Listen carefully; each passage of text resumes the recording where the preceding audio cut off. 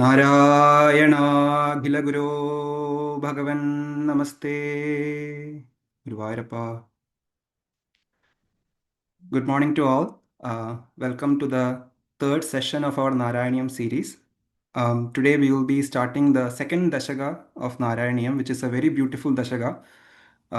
It is a highly divine Dashaka where we think about the form of the Lord. So before we start the session, we will start with a small invocation from Anju. गजाननं भूतगणादिसेवितं कपित्थजम्बूफलसारभक्षितम् उमासुतं शोकविनाशकारणं Namami विघ्नेश्वरपादपङ्कजम् शुक्लाम्बरधरं विष्णुं शशिवर्णं चतुर्भुजं प्रसन्नवदनं ध्यायेत् सर्वविघ्नोपशान्तये कृष्णा गुरुवायूरप्पा शरणं कृष्णा गुरुवायूरप्पा शरणं कृष्णा गुरुवायूरप्पा शरणं Narayana.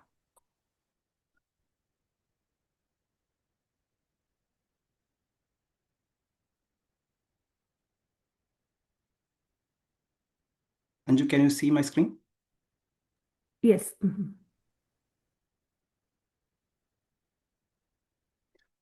So we are starting Dashaka 2 today.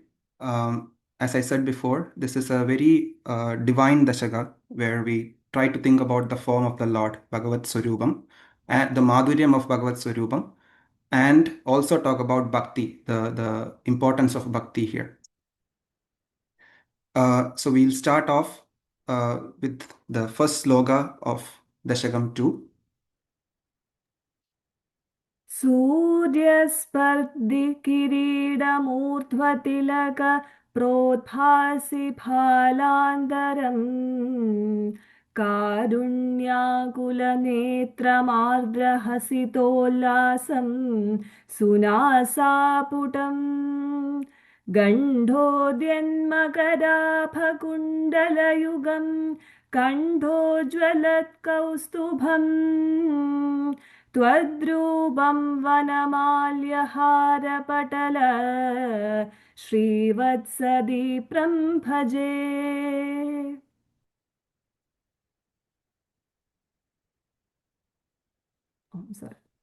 സൂര്യനേക്കാളും ശോഭയേറിയ കിരീടം, ഗോപിക്കുറി ചാർത്തി മിന്നുന്ന നെറ്റിത്തടം, ദയ കവിഞ്ഞൊഴുകുന്ന കണ്ണുകൾ, കുളിർമയുള്ള പുഞ്ചിരി പ്രകാശം, മനോഹരമായ മൂക്ക്, കവിൾത്തടങ്ങളിൽ പ്രതിഫലിച്ചു തിളങ്ങുന്ന മകരകുണ്ടലങ്ങൾ, കണ്ഠത്തിന് ശോഭ കൂട്ടുന്ന കൗസ്തുഭം എന്നിവയാലും വനമാല, മുത്തുമാലകൾ, ശ്രീവത്സം എന്നിവയാലും പ്രകാശിക്കുന്ന നിന്തിരുവടിയുടെ സാക്ഷാത് വൈകുണ്ഠ രൂപത്തെ ഞാൻ നിരന്തരം ധ്യാനിക്കുന്നു. So before we go into this sloka, it would be nice if we can all in our minds think about how we are having a darshan of Guruvayoorappan at Guruvayur. Think about that we are in that line, in that long queue, and we are about to enter the Sri Kovil, the Nada of Bhagavan, to see Bhagavan, the darshan. So imagine that state of bliss that we are experiencing. With that mindset, let's kind of review or see what Bhattathiri is trying to project to us when he is thinking about Bhagavan. So the first line starts with Surya Spardhi Kiridam, which is talking about the crown of Bhagavan. So it states that Bhagavan is wearing a crown which competes or rivals with the sun in brilliance. So essentially Bhattathiri is trying to project the brilliance of Bhagavan through his crown. The brilliance of Bhagavan, the splendor of Bhagavan, since Bhagavan is wearing that kiridam, the kiridam is also shining with high brilliance, and the way Bhattathiri is describing it is a crown that rivals with the sun. That means even the sun feels rivaled by seeing that crown, and if you have to say that the sun is feeling rivaled, it means that it is either a power, a brilliance that is much more beyond than the sun. That means it is of like 1,000 suns, or we cannot have a number for it. We cannot define a number for it. So it is as if several suns are, radiating, the brilliance of several suns radiating. That is what Bhattathiri is describing as the crown of Bhagavan. And the crown, the importance is that it is because Bhagavan is wearing it. That is why that crown is radiating like this. So it is essentially describing the body of Bhagavan. Bhagavan's the form of Bhagavan is like several suns radiating, which we cannot visualize with our with our normal eyes. We cannot, with our normal sense organs or sense eyes, we won't be able to visualize something like that. And since we cannot even quantify it, that's why it's said that it would be like 1,000 suns. That's just a number being defined just to, make us, quantify it within our limits. But it is something that is beyond our comprehension. Now, this same reference is there in Bhagavad Gita when Bhagavan shows his cosmic form, his divine form to Arjuna. When Arjuna sees the cosmic form of Bhagavan, the same reference is there. And, the form that Arjuna saw, that is again something that Arjuna could not see with his normal eyes. So there had to be an extra, power from Bhagavan, an extra support from Bhagavan for Arjuna to visualize that form. And Sanjaya, when he was trying to describe it, he was not able to describe it. When he was trying to describe that form that Arjuna witnessed, he was unable to describe it, and he gave this description, which is from Gita.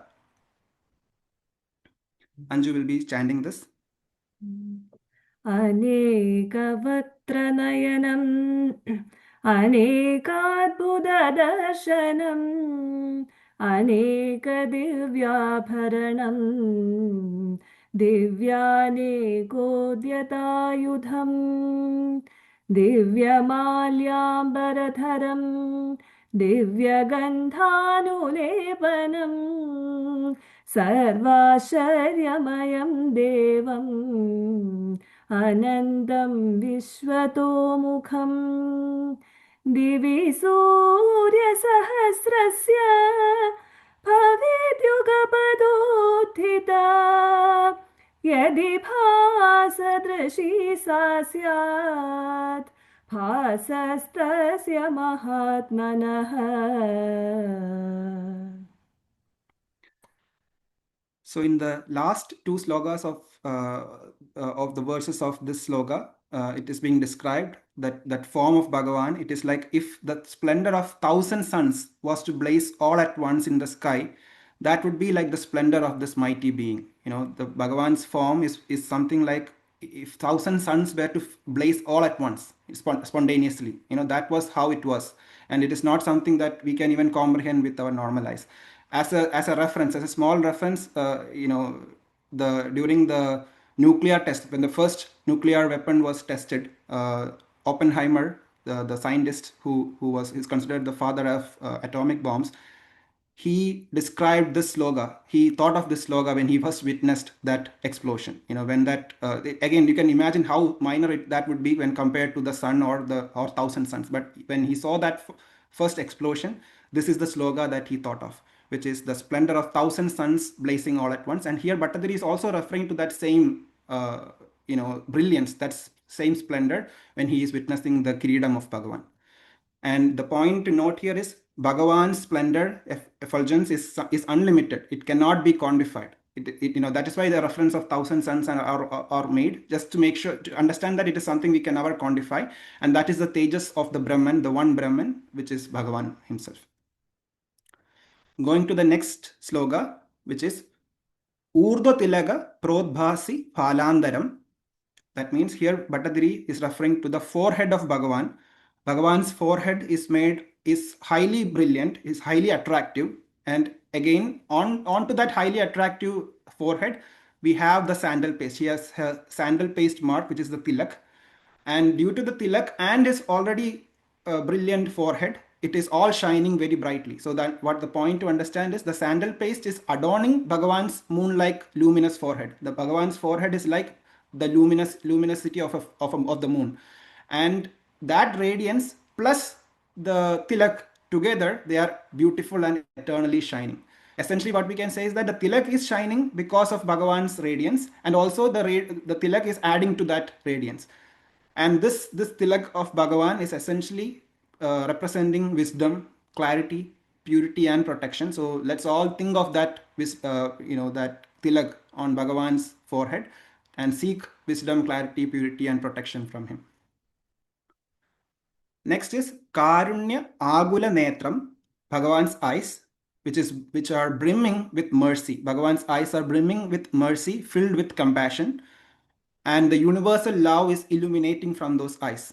So Bhattathiri is describing Bhagavan's eyes, and he's saying that the universal love of compassion and mercy is radiating, is illuminating from his eyes. And he is also saying that his eyes appear agitated in the sense, in Malayalam we say it's kalanyad, agitated with love and compassion. And when he describes, or in descriptions of Bhagavan's eyes, it's always said that there is a small reddish tint to his eye, as you can probably see in the image. Next is Ardra Hasida Ullasam. Bhagavan's face is lit up with this gentle smile, the gentle smile that Bhagavan has. So his face is lit up with the tender, gentle smile that is spreading love with radiance. So he's spreading love with this small smile, the gentle smile that he is projecting, and his face is always like that. He always has a gentle smile on his face. That's how it's being described, and that smile is radiating love everywhere. Sunasa Pudam, he has a very attractive nose, and it's described that very attractive nose is all encompassing. It is very attractive, and that nose is all encompassing, including and is radiating in his face. Gandodyan Magara Aba Kundala Yugam. This is describing Bhagavan's cheeks. His cheeks are crystal smooth. It is like a crystal, and it is smooth as a crystal and is shining like a crystal is shining.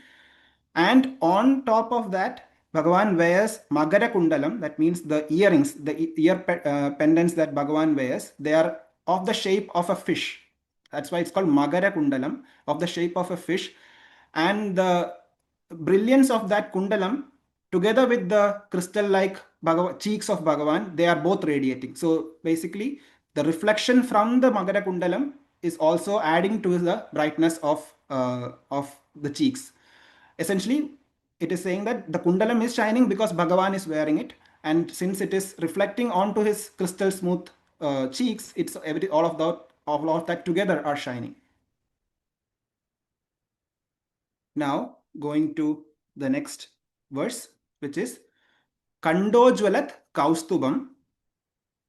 Bhagavan wears a jewel on his neck, around his neck, that is called Kaustuba jewel. So that is shining on his neck. So with the Kaustuba jewel shining around his neck, this is the Kaustuba jewel. Then Vanamalya Hara Padala Srivatsa Deepram.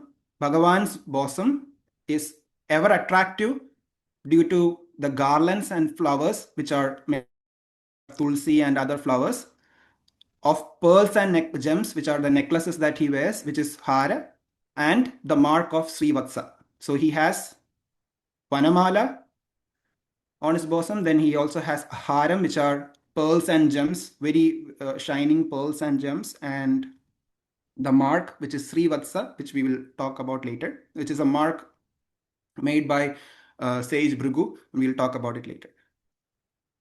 That Rubam of Bhagavan, Twat Rubam Bhaje, I meditate upon that Rubam. So imagine that we are witnessing Bhagavan at Guruvayoorappan. This is the form that we are witnessing, and let's all meditate on that form. Now, here what we need to understand is that just as the Bhagavan's body is adorned by these ornaments, in a true sense, what the point that we need to understand is that the ornaments are actually adorned since they are on Bhagavan's body. There is no special properties to these ornaments. Even though Bhattathiri is describing these ornaments as very special, the speciality is that Bhagavan himself is wearing these ornaments, and therefore they are all divine and they are all radiating. So what is happening? What is happening here with Dashakam 1 and Dashakam 2? In Dashakam 1, Bhattathiri described the supreme Brahman, but it was all about the Brahman, the formless Brahman. That was what Bhattathiri was describing, and he thought of that Brahman with utmost focus and utmost divinity. In the second Dashaka, when he is coming to the second Dashaka, so we should also think about the thought process that Bhattathiri went through. When he comes to the second Dashaka, with that bliss that he experienced from describing the Brahman, in the second Dashaka, he's now coming to a form of that Brahman. He was talking about the formless version in the first Dashaka. When he came to the second Dashaka, with the vision of the Brahman, he had infinite bliss in him, and with that bliss in his mind and in his heart, he is seeing a form of Bhagavan. And Bhattacharya is saying that, and it's also said in many texts, this form will appear to us in that intense bliss. In the intense bliss that we experience, this form will appear in our mind. But it is never possible for us to capture that form in full entirety. We won't be able to capture all the details of that form. Whatever details Bhattacharya was able to experience at that moment, he described it in these verses. However, no one is able to fully perfectly imagine that form, because that form is the infinite, and there is no way we can imagine that pure form. However, some of that glimpses that suddenly comes to our mind, that is what Bhattacharya is trying to describe here. And the adornments, the all the mala and haram and all the shining things that Bhagavan is wearing, Bhattacharya is describing them as this full Chaitanya. It's the Purna Chaitanya of his bodily parts. It's being described to refer to the Supreme Brahman. He's saying that the Supreme Brahman, the Para Brahman, is of that nature. That's why he's giving all these beautiful and radiant attributes to the things that Bhagavan is wearing. Now going to the second sloga of Dashakam 2. Both these slogas are actually very divine and describing Bhagavan's form, and they are part of the dhyana slogas that typically are that we chant before starting to learn Narayaneeyam, along with some other slogas which we will, as we pass through them, we'll mention it. So going to before we go to the next sloga, we have a couple more things to discuss here. First is the Kiridam, which we described as bright as 1,000 suns. This Kiridam is also representative of the Satya Loga. So we will describe several logas in coming Dashakam. In Dashakam 4 and 5, we will describe the different logas. And one of the main loga, the top level loga, is Satya Loga, and we will see it later. And that Satya Loga also corresponds with the Sahasrara Chakra, where we experience where we are in one with that Brahman. Then the Tilagam of Bhagavan represents Tabo Loga. Again, we will see this in later Dashakams. Then we described the Magara Kundalam that Bhagavan is wearing.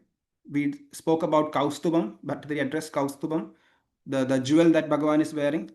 But they addressed Srivatsa, the mark on Bhagavan's chest. The Haram, which are the pearls and necklaces that he is wearing. The Vanamala, which is the flowers, the garlands of Tulsi and other flowers that Bhagavan is wearing. Then we have Pidambaram, which is the yellow silk dress that Bhagavan is wearing, and the Ponnaranjanam. So Ponnaranjanam and Pidambaram together. Now these correspond to the chakras of that we see in which are the gateways of our energy centers. So this can be corresponded to those chakras. So Ponnaranjanam and Pidambaram, they correspond to the Mooladhara chakra. Vanamala correspond to Swadhisthana chakra. Haram correspond to Manipura chakra. Srivatsa correspond to Anahata chakra. Kaustubam correspond to the Vishuddha chakra. Bhagavan's Tilag corresponds to the Ajna chakra. And the Kiridam corresponds to the Sahasrara chakra, which is also called the Brahma chakra. So these chakras, those who have listened to Sharat Sir's talks, you would have heard about these chakras several times. These chakras are energy centers within us. So we are able to control our thoughts through these energy centers. These energy centers are through which our prana flows. So by controlling our prana through proper yogic techniques, we are able to rise our kundalini and activate each of these chakras, starting from Mooladhara to Swadhisthana to finally to Sahasrara. And through doing that, we are able to control our thoughts. You can do it the other way also. You can also control your thoughts and activate your energies, or you can activate your energies and control your thought. You can do vice versa, both ways. Essentially, the point is you are able to improve your awareness going from each of these chakras towards the top. Now the chakras, the Manipura, Swadhisthana, Mooladhara, lower chakras correspond to our basic necessities. Like, if somebody is in these chakras, essentially that means their goal is more into their day-to-day lives. They are more into food. They are more into pleasure. They are more into indulgence on different activities. That's what, if somebody is focusing on these things, these chakras are active. Anahata chakra is where we have some thought of divinity, where we start thinking about the Lord. We want to do something higher. That's when we have the Anahata chakra activated. Vishuddha chakra means you are again further progressing. You are immersed in Bhagavan's thoughts. That's when your Vishuddha chakra is activated. Ajna chakra, which is essentially this area of our forehead, and that is where Bhagavan's tilak is. Ajna chakra corresponds to that state where you are immersed in Bhagavan fully, but you still feel that Bhagavan is different from you. In that state is where you are in Ajna chakra. And Sahasrara chakra is that state where you are one with that Brahman. You are in that fully realized state where you are one with that Brahman. So all of our goals should be to reach that Sahasrara chakra either by controlling our thoughts and emotions, or through proper yogic techniques. And for the yogic techniques, you will need a proper guru to guide you. But you can always control our thoughts through devotion. That is one way to do it.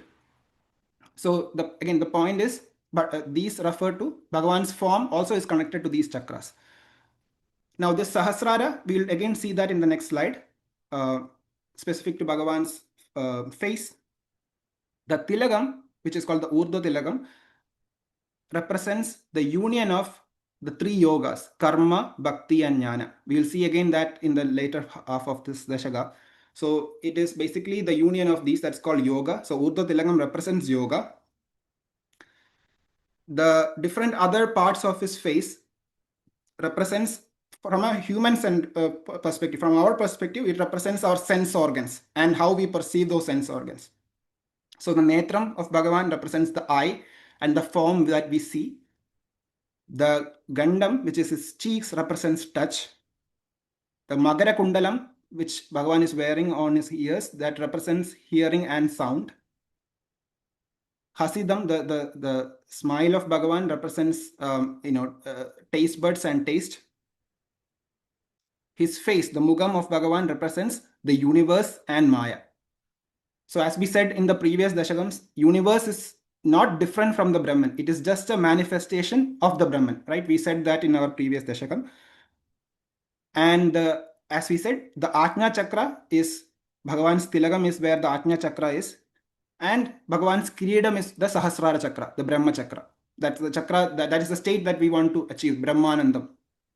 So the point is that by controlling our sense organs, by controlling our thoughts, we should be able to go from this universe, the Maya, through the Ajna chakra to the Sahasrara chakra. That is the point that we should understand from Bhagavan's face.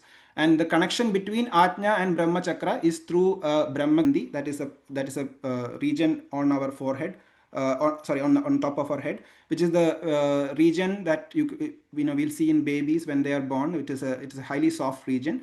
That is the bridge that takes you from Ajna to the Brahma chakra. And many books and scholars like Vivekananda and all have described that if you see somebody great who is really great, not normal beings who are really great, such beings would have activated their energies such that it touches the Brahma chakra. That is what people like Swami Vivekananda have described. So that is Dashaka 1. Now we need to also, Sloka 1.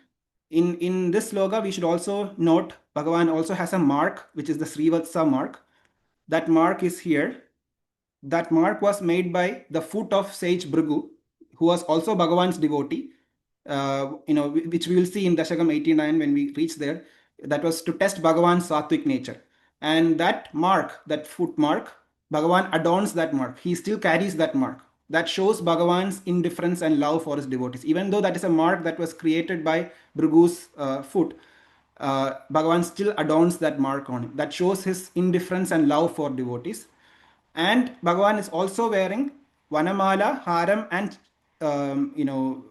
Srivatsa, and there is an order defined here. If you see, first it was described Vanamala first, Hara second, and Srivatsa later. So that shows the indifference and dispassion that Bhagavan has for his people. Even if you are a hater, even if you are a highly devoted person to Bhagavan, even if you are wealthy, even if you are poor, Bhagavan has no indifference there. Bhagavan is approaching in the same way to everyone. So his indifference and dispassion to people, that is described by the order Vanamala, Hara, Padala. And that's why people who even went against Bhagavan, like Kamsa and others who are against Bhagavan, they also were blessed with his his he gave them blessing, he gave them moksha by killing them, right? That is because of Bhagavan's indifference and dispassion to the people. Okay, going to the next sloka of second sloka of Dashakam 2. केयूराङ्गदकङ्कणोत्तम महारत्नाङ्गुलीयाङ्कित श्रीमद्बाहुचतुष्कसङ्गदगदा शङ्खारिपङ्केरुहां काञ्चित् काञ्चन काञ्चिलाञ्चितलसत् पीताम्बरालम्बिनीम् आलम्बे विमलाम्बुजद्युदिपदा മൂർത്തിം തവാർത്തിച്ഛിദം. കേയൂരങ്ങൾ, അങ്കദങ്ങൾ, ശ്രേഷ്ഠങ്ങളായ മറ്റു വളകൾ, വിലയേറിയ വലിയ രത്നങ്ങൾ പതിച്ച മോതിരങ്ങൾ, ഇവയാൽ അടയാളപ്പെട്ട ഭംഗിയേറിയ 4 തൃക്കൈകളിൽ എടുത്തിരിക്കുന്ന ഗദ, ശംഖ്, ചക്രം, താമരപ്പൂ ഇവയെക്കൊണ്ട് ശോഭിക്കുന്നതും പൊന്നരഞ്ഞാണം കൊണ്ട് അലങ്കൃതമായി വിലസുന്ന മഞ്ഞപ്പട്ടുടയാട ചാർത്തിയതും നിർമ്മലമായ താമരപ്പൂ പോലെ ശോഭിക്കുന്ന തൃപ്പാദങ്ങളോട് കൂടിയതും ദുഃഖത്തെ ഉന്മൂലനം ചെയ്യുന്നതും വാക്കുകൾക്ക് വിവരിക്കാനുമാകാത്ത മഹിമയേറിയതുമായ നിന്തിരുവടിയുടെ സ്വരൂപത്തെ ഞാൻ ശരണം പ്രാപിക്കുന്നു. So in sloka 2, Bhattathiri is continuing his description of Bhagavan, starting with Keyurangada Kanganotama Maharatna Anguliya Angida. That means these are the ornaments that Bhagavan is wearing, which includes Keyura, the on his arms, Angada, which are his armlets, Kangana, which he wears as a bracelet, all the rings that he is wearing, finger rings, which are studded with gems and stones. So Bhattathiri is describing these precious ornaments that Bhagavan is wearing. Next is ಶ್ರೀಮದ್ ಬಾಹು ಚದುಷ್ಕ ಸಂಗದ ಗದಾ ಶಂಗ ಅರಿ ಪಂಗೇರುಹಾಂ, which are the sacred 4 arms, the divine arms of Bhagavan.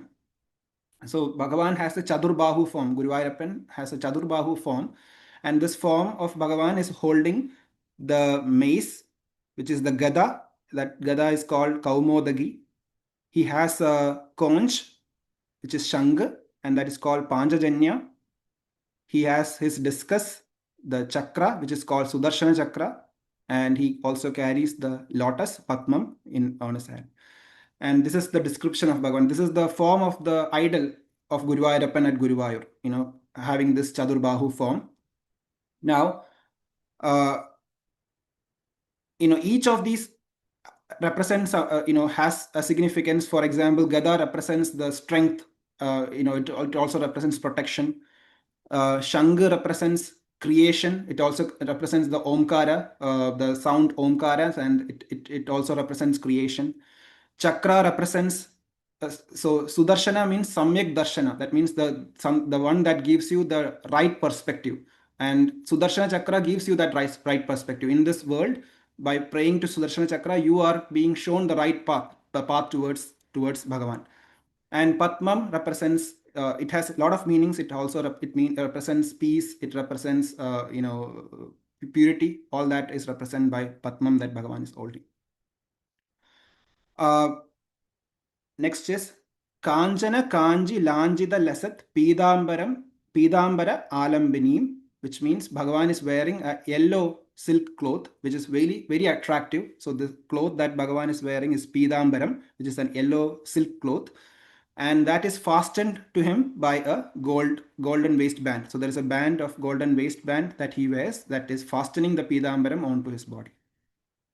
So again, let's think of that form of Bhagavan. This is a form that we see at Guruvayur, our Guruvayoorappan. So let's think of this form as we are, describing this sloka. Then Bhattacharya is describing Vimala Ambuja Dyudi Padam, the feet of Bhagavan, Bhagavan's Padam, which is shining, which is who has a luster of pure lotuses. It is like pure lotus. It has the luster of pure lotuses, and that's how he's describing the Padam of Bhagavan. So this basically is this two slogas, sloga 1 and sloga 2 of Dashakam 2 is describing the Keshadi Pada Varnana of Bhagavan, starting from his Kesham, which is his hair, or from his head to his feet. That Varnanam is what Bhattacharya is describing here. And again, this is the vision that he's getting.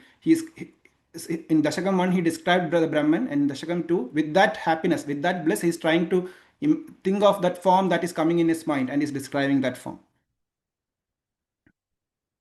So let's revisit everything that Bhattacharya has described. We have the compassion-filled eyes of Bhagavan, the glow of the smile of the gentle smile of Bhagavan, the crystal-like cheeks of Bhagavan, the splendor of the earrings, the Magara Kundalams that Bhagavan is wearing, the beauty of his nose, the brilliance of the Kaustuba jewel that he wears on his neck, the emerald color of the Vanamala that he is wearing, the flowers and Tulsi malas, the deep radiance of the jewels that he wears, the blue color of the Srivalsa mark on his chest, the Keyuram that he is wearing on his arms, the Angadams that he is wearing, the Kanganams that he is wearing, the gemstone rings that he is wearing, the Gada that is holding here, the Shanga that he is holding, the Chakram that he is holding, and the Patmam that he is holding, and the adornments that he has on his feet, and his leg, and his foot, the padam of Bhagavan, the feet of Bhagavan. This form of Bhagavan is, and it is, Bhattacharya is describing it with high brilliance, high radiance in that form. That is essentially the form of Parabrahma Chaitanya, and that is what Bhattacharya is describing here. And one more point to note: this specific form of Guruvayoorappan, where he holds the Patmam here, the Chakra here, the Shanga here, and the Gada here.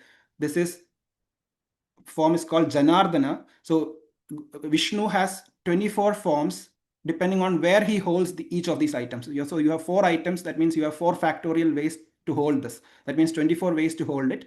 And this form is the 21st form of Vishnu, which is also known as Janardana. That form is called Janardana, and that is the form of Guruvayoorappan. And this is the same form that Devagi and Vasudeva witnessed when Krishna was born as Bala Narayana.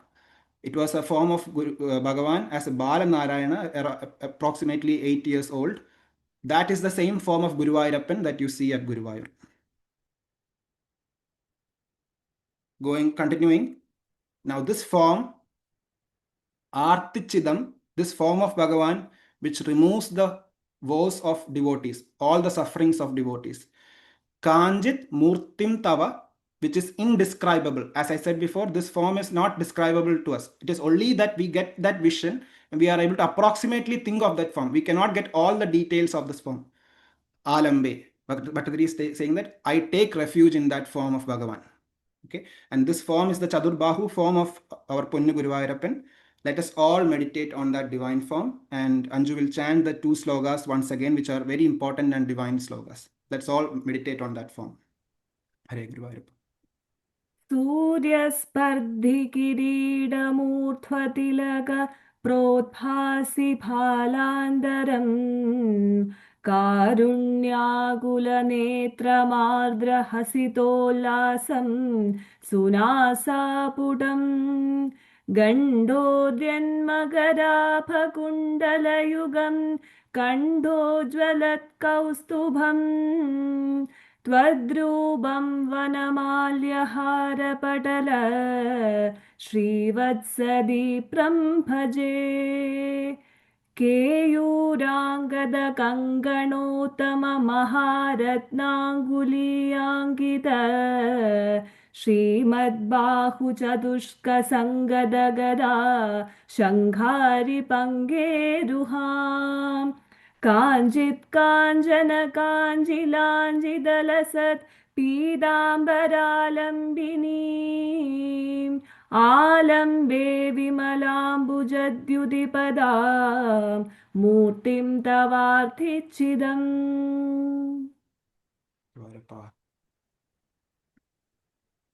Moving on to the third sloga of Dashakam 2.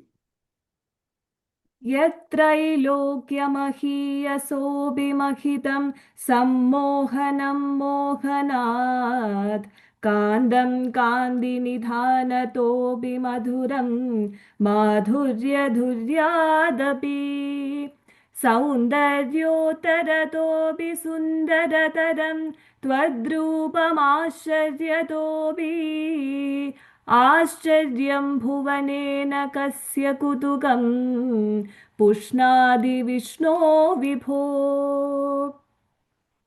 അല്ലയോ സർവവ്യാപിയായ ഭഗവാനെ, യാതൊന്ന് മൂന്ന് ലോകത്തിലും എത്രയും പൂജ്യമായതിലും വെച്ച് പൂജ്യവും മോഹനമായതിനേക്കാളും സമ്മോഹനവും തേജോനിധിയായതിനേക്കാളും തേജസ്വിയും മാധുര്യ സത്തിനേക്കാളും മധുരവും ഏറ്റവും സുന്ദരമായതിനേക്കാളും സുന്ദരവും അത്ഭുതകരങ്ങളായതിൽ വെച്ച് അത്ഭുതകരവുമായിരിക്കുന്നുവോ ആ നിന്തിരുവടിയുടെ വിഗ്രഹം ലോകത്തിൽ ആർക്കു തന്നെ കൗതുകം കൈവളർത്തുന്നില്ല. ഏവർക്കും കൗതുകപ്രദം തന്നെ. So in second sloka, Bhattathiri is addressing Bhagavan as Hey Vishnu Vibho. Vishnu means Vishnu, that is the one that pervades everywhere, that is Vishnu, that is Brahman. Vibho or Vibhu is one who knows and does anything and everything, the substratum, that is the Brahman. The Brahman is the one that does anything and everything. Everything arises from him. So Vishnu Vibho. So here, Bhattathiri is trying to describe how we are able to, as I said before, the point that we are never able to capture that form in entirety. Bhattacharya is trying to emphasize that point. So Bhagavan is omniscient, that means he has all knowledge in him. He is omnipotent, which means all powerful, and omnipresent, that means all pervading. So such a Bhagavan, how is it possible to capture the form of such a Bhagavan, which is eternal and infinite? That is never possible. It is not possible. What we can do is, and therefore that Bhagavan is formless. What we can do is we can only imagine that form, with that bliss, with that ananda, we can try to imagine that form, and that is that form that frees us from our miseries of life. That is the form that Bhagavan Guruvayoorappan has taken. Now, just like how, think of having a darshan at Guruvayur, when we are in that queue and in that line and then about to witness the Bhagavan's vigraham, we'll try to capture as much as possible in that moment. That moment is very special, where we, in that instant time frame, we try to see whatever is possible and get that blessing. And each time you go and have that darshan, you will see that that darshan is unique and different. It will always be new, right?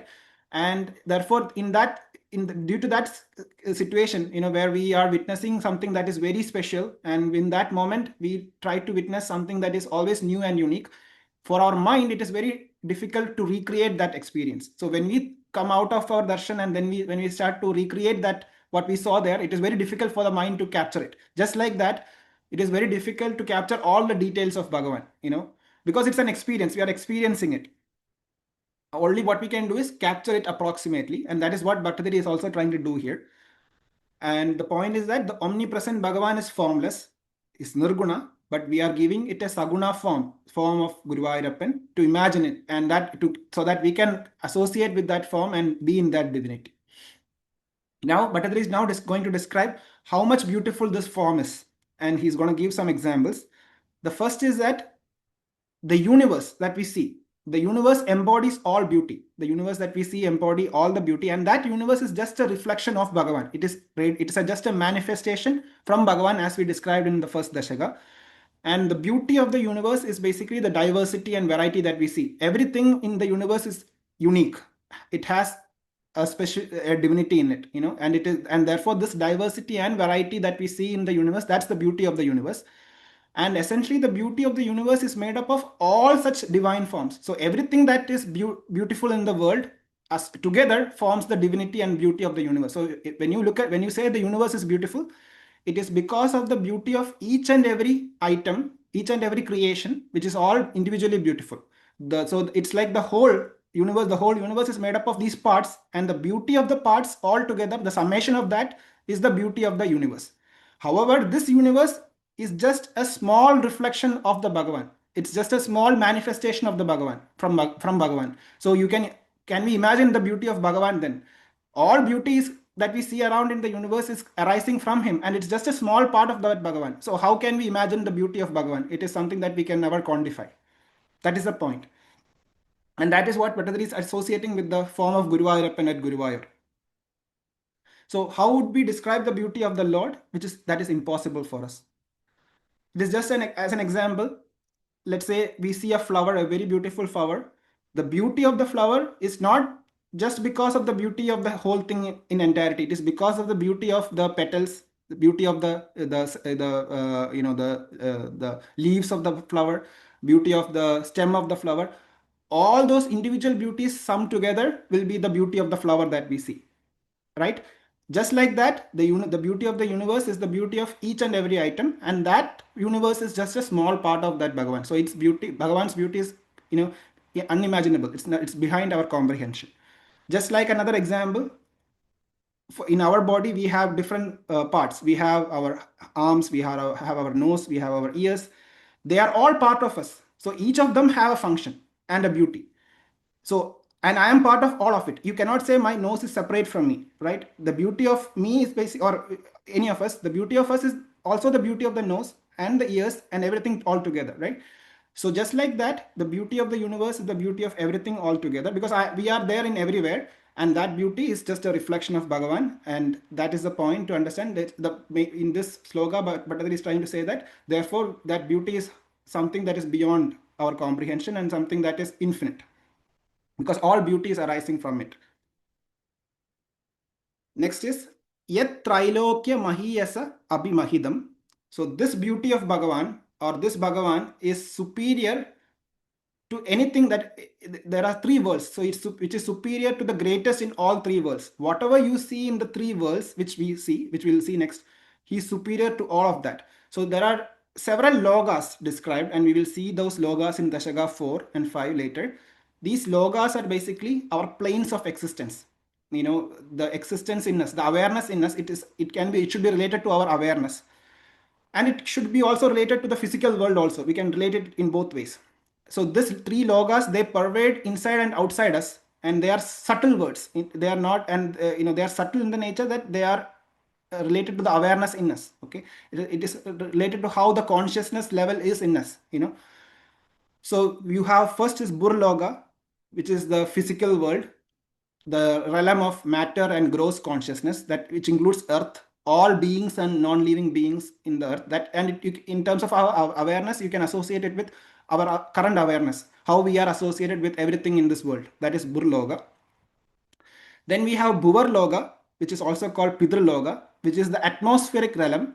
That is the home for divine beings, semi-divine beings such as Siddhas and Pidra, ancestral spirits, etc. Again, this realm is our association with the bridge between material and divinity. So we are in the material world, Burloga. However, we can go to a upper existence, a higher level plane of existence, which is connecting with the divine. That existence is called Bhuvarloga. Then there is Swarloga, which is Swarga. And a Swarloga is the heavenly realm, that is the adobe of gods, which is ruled by Indra. It is the realm of pleasure, beauty, divine enjoyment, etc. And then you will reach that loga. That loga is, let's say you do divine activities in the world in Burloga, then you will reach a happiness level of Bhuvarloga, and then you will further reach a happiness level of Swarloga, which is Swargam, right? Again, that Swarloga is not permanent. You can be in that Swarloga where when you do good things, you will reach Swargam. That's what the point is. You will reach that Swarloga, but that loga is not permanent. That also will die one day. You will get all pleasures there, but you will have to be born again. If you are in Swarloga, you will again come to the chakra of life and death.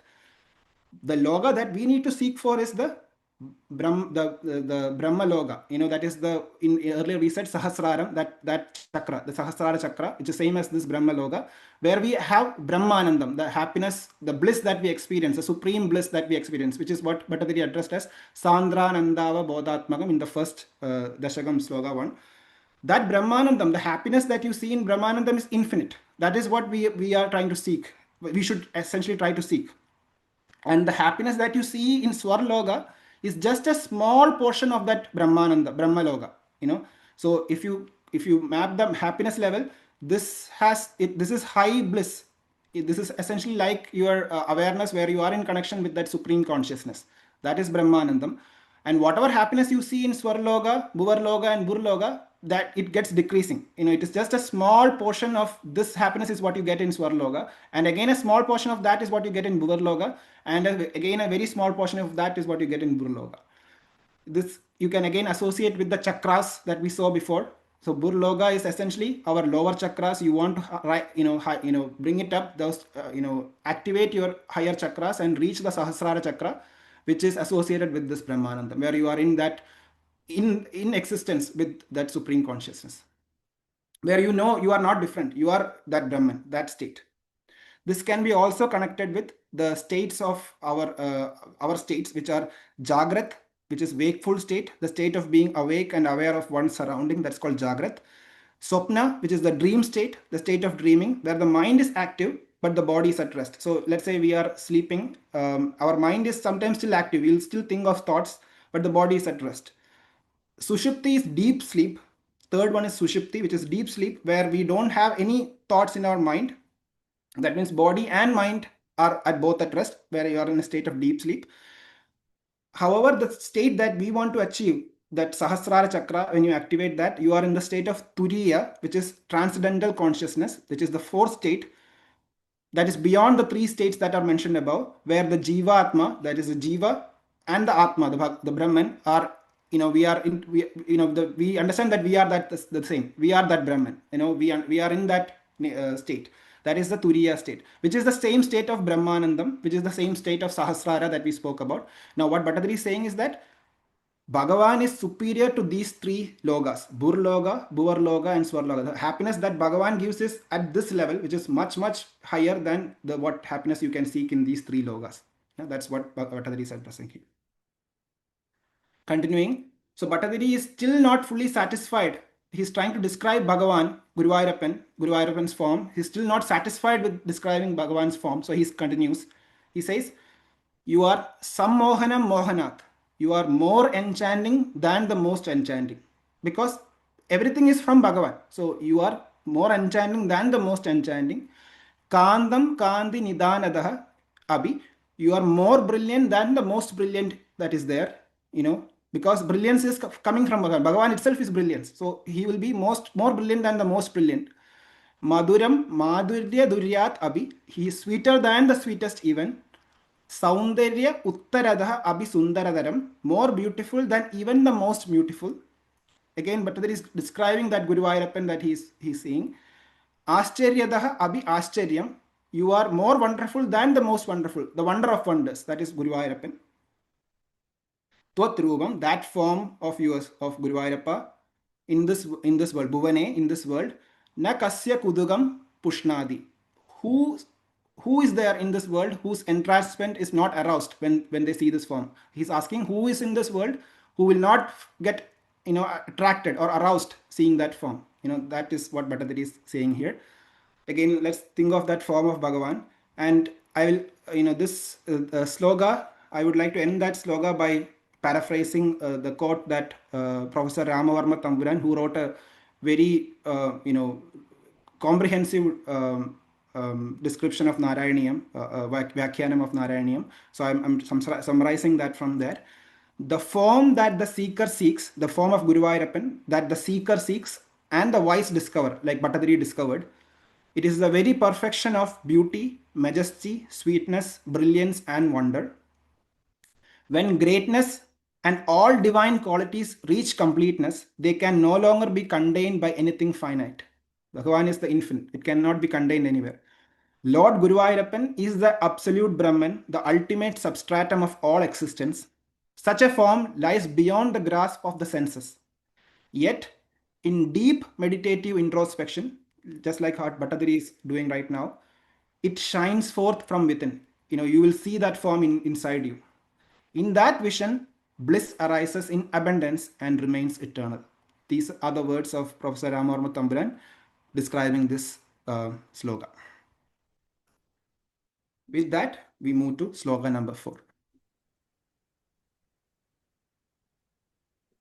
तत्तादृङ्मधुरात्मकं तव वपुः सम्प्राप्य सम्बन्मयी सा देवी परमोत्सुका चिरतरं नास्ते स्वभक्तेष्वपि तेनास्याबद कष्टमच्युत विभो त्वद्रूपमानोज्ञगप्रेमस्थैर्यमयादचापलबलात् चापल्यवार्तोदभूत्.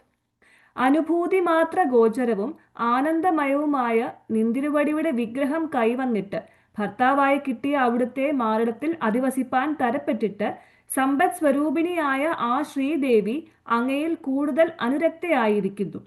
തന്മൂലം അവൾ സഭക്തന്മാരുടെ അടുത്തുപോലും അധികം താമസിക്കാറില്ല. സർവശക്തനും ച്യുതി അഥവാ നാശം ഇല്ലാത്തവനുമായ ഭഗവാനെ, അതുകൊണ്ട് ഇവൾക്ക് നിന്തിരുവടിയുടെ രൂപലാവണ്യത്തിലുളവായ അനുരാഗത്തിന്റെ ഉറപ്പാകുന്ന ചാബല്യമില്ലായ്മയുടെ ശക്തി മൂലം ചപലയാണെന്ന ഒരപവാദം ഉയർന്നു വന്നു. നോക്കൂ, ഈ വൈരുദ്ധ്യം കഷ്ടമല്ലേ? So in the fourth sloka, Bhattathiri is describing or Bhattathiri is addressing Lakshmi Devi. So it first starts with Hey Achyuta Vibho. Achyuta means the one who is changeless. There is no Chudi to him, that is Achyuta, the changeless one. And the reason he is calling him changeless is only Lakshmi Devi will only stay with the one which is changeless, which is the Purna, the complete. So that's why he's Achyuta Vibho, Bhagavan, which is the all-pervading Lord. Sambanmayi Sa Devi, that Lakshmi Devi, who is the embodiment of prosperity and auspiciousness, that Lakshmi Devi, Tat Tadrak Madhura Atmagam Tava Vabuhu, your form, Bhattacharya is describing your form, which is of incomparable beauty, as we already said before. Samprapya, having got in marriage. So Lakshmi Devi is in marriage with that form of incomparable beauty. Parama Utsuga, who became very much attached to that form, or is in, because Narayana is the complete, the Purna, right? And he's dispassionate also. So that's why Lakshmi is always with him.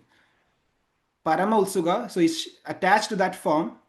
Chiradaram na aste, because of that, this Lakshmi Devi does not stay for long. So Bhakteshu Abhi, even with her own devotees.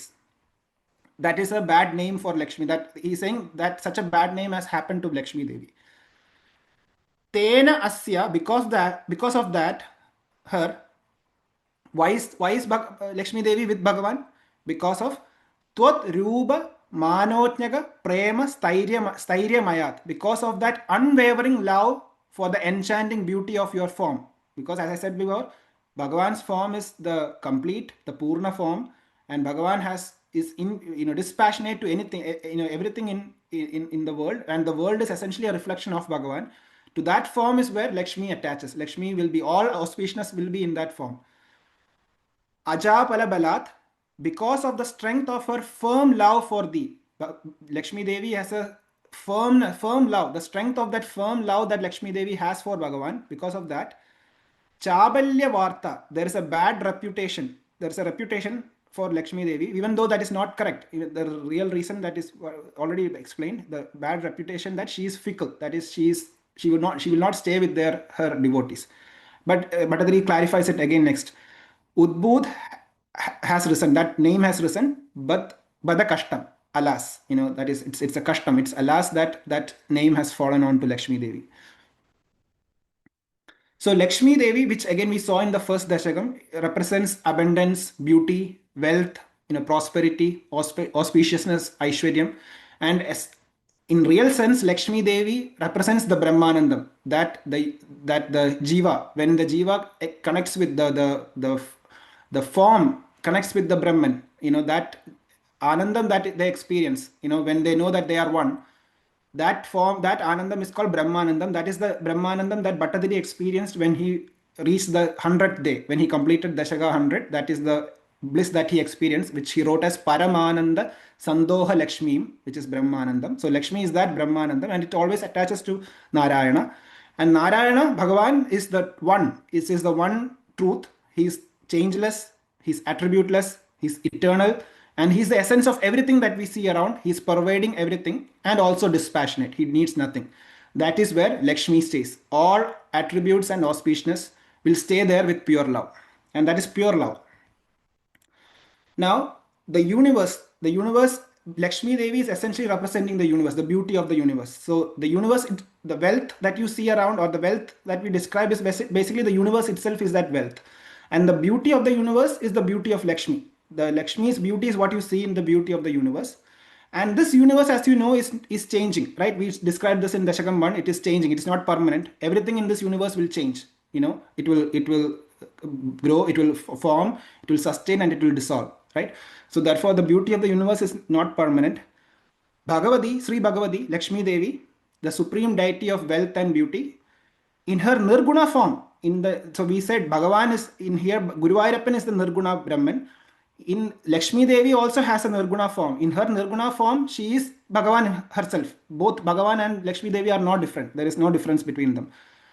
However, humans, we focus on the Saguna form of Lakshmi because we need that to have in our day-to-day life. We need the Saguna form of Lakshmi, and we depend on that wealth and beauty. We seek for wealth, we seek for beauty. That is the Saguna form of Lakshmi Devi, and that is what we depend on, as humans, which, however, is impermanent. That Saguna form of Lakshmi is impermanent, because Lakshmi Devi always is attached to Narayana. Now, even if somebody gets her, even if somebody gets that Lakshmi Devi, she does not remain firm in them. That essentially the point is that whatever we have now will go one day. It is not, we are not always having these things. If she becomes permanent, Lakshmi Devi will be permanent only at one place where Narayana sits. So if you have Narayana with you, if you have Guruvayoorappan with you, Lakshmi Devi will be also there with you. That is the point, So if she becomes permanent in one place, that means she has to be separate from Bhagavan. That is not possible for her. She is never able to separate from Bhagavan. So Lakshmi Devi makes the rich poor, the poor rich, the rich even richer, the poor even poorer, right? So there is no equality there. In nature, there is no equality. In fact, there is complete inequality in the universe. Universe has no specific equality in the way it operates. So however, Narayana, Bhagavan, Lord Narayana, is the embodiment of equality. Anyone can seek Bhagavan. It is the right of anyone here, anyone who is born. It is a birthright of everyone to seek Bhagavan and obtain him. He is therefore, everyone is equally there for Bhagavan, right? For Bhagavan, he is there for anyone that you see around. So for such a person who seeks Narayana, Lakshmi will be always with them, because Narayana is with them. Then therefore Lakshmi Devi will reside with them permanently with firm love. So the point is that those who have this knowledge of the Brahman, those who carry Narayana with them and know that you are that Guruvayoorappan in us is the Guruvayoorappan everywhere. Those who have that knowledge, Lakshmi, that is all auspiciousness, will be with them. That is the Paramananda Sandoha Lakshmi described at the last Dashakam. Going to sloga number 5. लक्ष्मीस्तावकरामणीयगहृदैवेयं परेष्वस्तिरेति अस्मिन्नन्यदभिप्रमाणमधुना वक्ष्यामि लक्ष्मीपते ये त्वध्यानगुणानुकीर्तनरसासक्ता हि भक्ता जनाः तेष्वेषावसदि स्थिरैव दयित പ്രസ്താവദത്താദര. അല്ലേ ശ്രീ വല്ലഭ, ഈ ലക്ഷ്മി അങ്ങയുടെ സൗന്ദര്യം കണ്ട് ഭ്രമിച്ചിട്ടു തന്നെയാണ് മറ്റുള്ളവരിൽ ഉറച്ചു നിൽക്കാത്തത് എന്നതിന് ഇനി ഒരു പ്രമാണം കൂടി ഞാൻ ഇപ്പോൾ പറയാം. ഏതാളുകൾ നിന്തിരുവടിയുടെ ധ്യാനത്തിലും അവിടുത്തെ ഗുണങ്ങളെ പാടി പുകഴ്ത്തുന്നതിലുമുള്ള രസം കൊണ്ട് അവിടുത്തെ ഭക്തന്മാരായിരിക്കുന്നുവോ, അവരിൽ ഇവൾ പ്രിയതമനായ അങ്ങയുടെ വാർത്തയുണ്ടാകുമ്പോഴെല്ലാം ശ്രദ്ധിക്കുന്നവളായിട്ട് വിട്ടുപിരിയാതെ പറ്റിക്കൂടുന്നു. So this is the continuation of what we just said in sloga 4, and it's a very divine sloga. Bhattathiri is saying, Lakshmi Pade, O consort of Lakshmi, who is the Padi of Lakshmi. Iyam Lakshmi, this Lakshmi Devi, Tavak Ramaniyaga Hrida Eva Iyam, being thus captivated by your beauty, Bhagavan's beauty, Pareshu Astira, is unstable with others, her other devotees. Idi Asmin, in this respect, Anyat Pramanam Abhi, I have another proof also to state that. Aduna Vashyami, I'll state that now. So he's trying to say that that reputation that Lakshmi has is not actually correct. She will always stay with people, with her devotees, when only if they have the proper mindset, if they are focusing on Narayana in Guruvayoorappan with that devotion and love. If that is how they are, that Lakshmi Devi will always be with them. That is, so Bhattathiri is trying to say that that bad reputation is actually incorrect. Ye bhakta janaha, those devotees, Tvat dhyana guna anukirtana rasa asakta, those who are engrossed in the bliss of meditating on on Bhagavan, and are always engrossed in singing your glory, who are people who are always thinking about the Lord, who was always lead a life that is dedicated to Bhagavan with full surrender, who is always singing the glories of Bhagavan, just like how reading Narayaneeyam is essentially a way of repeating the glory of Bhagavan. Those devotees, hi bhakta janaha, certainly with such devotees, teshu, with them, esha, she, goddess Lakshmi, Deida prastava datta adara, because she is fond of listening to the praise of her beloved Lord, because she loves to hear more about Bhagavan and the glories of Bhagavan. Vasadi sthiraiva, she will stay with them permanently, she will stay with them always. So Bhattathiri is saying that that reputation is actually incorrect. The reputation that is there about Lakshmi, that is incorrect. She will always stay with whoever is focused on Bhagavan, on Narayana. The point earlier, Lakshmi will be always with them who has the knowledge of the Brahman. And the sloga can be connected. So Narayana and Lakshmi, they are not different. They are, as I said, the Brahman and the universe. The universe is manifesting from the Brahman. So Lakshmi represents the universe. Narayana is the Brahman here, the Nirguna Brahman, and therefore they are one. They are one and the same. It's just a manifestation of the Brahman. This is the same concept that we have in Ardha Narishwara, where you have Shiva and Shakti. Shiva, the supreme Brahman. Shakti is that the force of the universe that is manifesting from that Brahman, which is also called Purusha Prakriti. Same concept, which is nothing but, all of these are nothing but the Brahman, the changeless Brahman, and the universe, the Maya, the universe, which is the power of Shakti, the Devi, Lakshmi Devi here. And they are always together. The universe is, as I said before in the first Dashakam, the universe is not at all different from Brahman. It is just a manifestation of the Brahman. Just like that, Lakshmi is with Narayana all the time. Whoever is attached to Narayana, Lakshmi will be with them permanently. Going to sloga number 6. एवं भूत मनोज्ञतानवसुधा निष्यन्द सन्दोहनं त्वद्रूपं परचिद्रसायनमयं चेतोहरं शृण्वताम् सद्य प्रेरयते मतिं मदयते रोमाञ्जयत्यङ्गगम् व्यासिञ्जत्यभिषीदबाष्पविसरैः ആനന്ദമൂർച്ഛോദ്ഭവൈः. ഇങ്ങനെയെല്ലാം ഇരിക്കുന്ന സൗഭാഗ്യമാകുന്ന പുതിയ അമൃതത്തിന് ഉറവിടവും പരബ്രഹ്മ രസായനവും മനോഹരവുമായ നിന്തിരുവടിയുടെ സ്വരൂപം സത്കഥാരൂപേണ കേൾക്കുന്നവരുടെ മനസ്സിനെ പെട്ടെന്ന് അവരറിയാതെ തന്നെ പ്രേരിപ്പിക്കുകയും മതിപ്പിക്കുകയും ആനന്ദവിവശമാക്കുകയും ദേഹം മുഴുവനും രോമാഞ്ചമണിയിക്കുകയും അടക്കാനാവാത്ത ആനന്ദം കൊണ്ടുണ്ടാവുന്ന കുളിർത്ത കണ്ണീരിൽ ആറാടിക്കുകയും ചെയ്യുന്നു. So this is again a very beautiful sloga.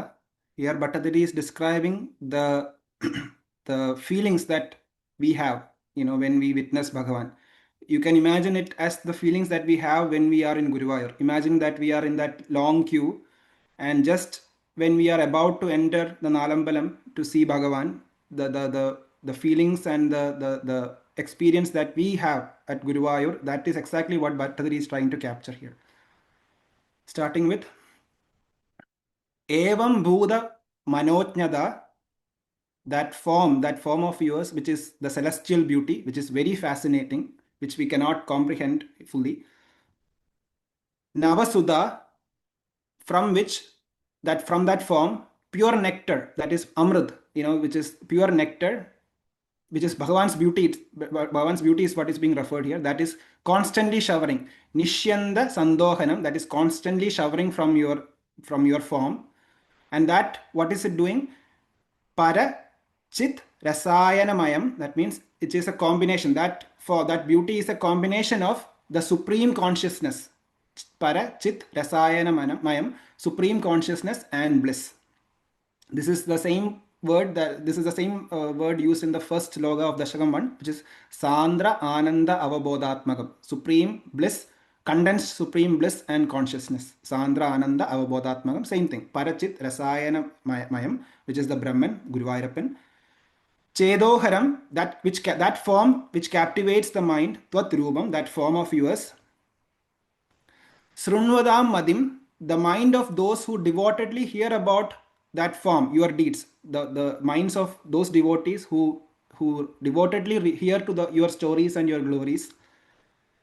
Sadhyah Prayarayade, immediately stimulates that the bodies of such people, the mind and bodies of such devotees who listen to your stories and hear about you and witness you at Guruvayur, it gets immediately stimulated. Madayade, with joy. It is filled with joy. Romanjayadi Angaha, you get romanjam. You get excited with horripilation in all the limbs. Your romams will rise. That is what Bhattathiri is saying here. Because of that excitement and because of the joy, you will feel that Ananda Murcha Udbhavaihi Shida Bashpa Visaraihi. You will be flooded with cool tears. Just like when we see Bhagavan after standing in that long queue, and at that last moment when we witness Bhagavan, we will feel that cool tears in us because of ecstasy. That is what Bhattathiri is describing. The flood of cool tears produced by extreme ecstasy of joy and bliss. Vyasinjadi Abhi. Your body is therefore bathed with these cool tears. You will feel that cool tears, and your body gets, you are fully immersed in with those tears and that ecstasy. This is essentially the state when we receive the darshan of Punya Guruvayoorappan. So this sloka is also very divine and very, very, very much connecting us to Bhagavan Guruvayoorappan. Going to sloka 7.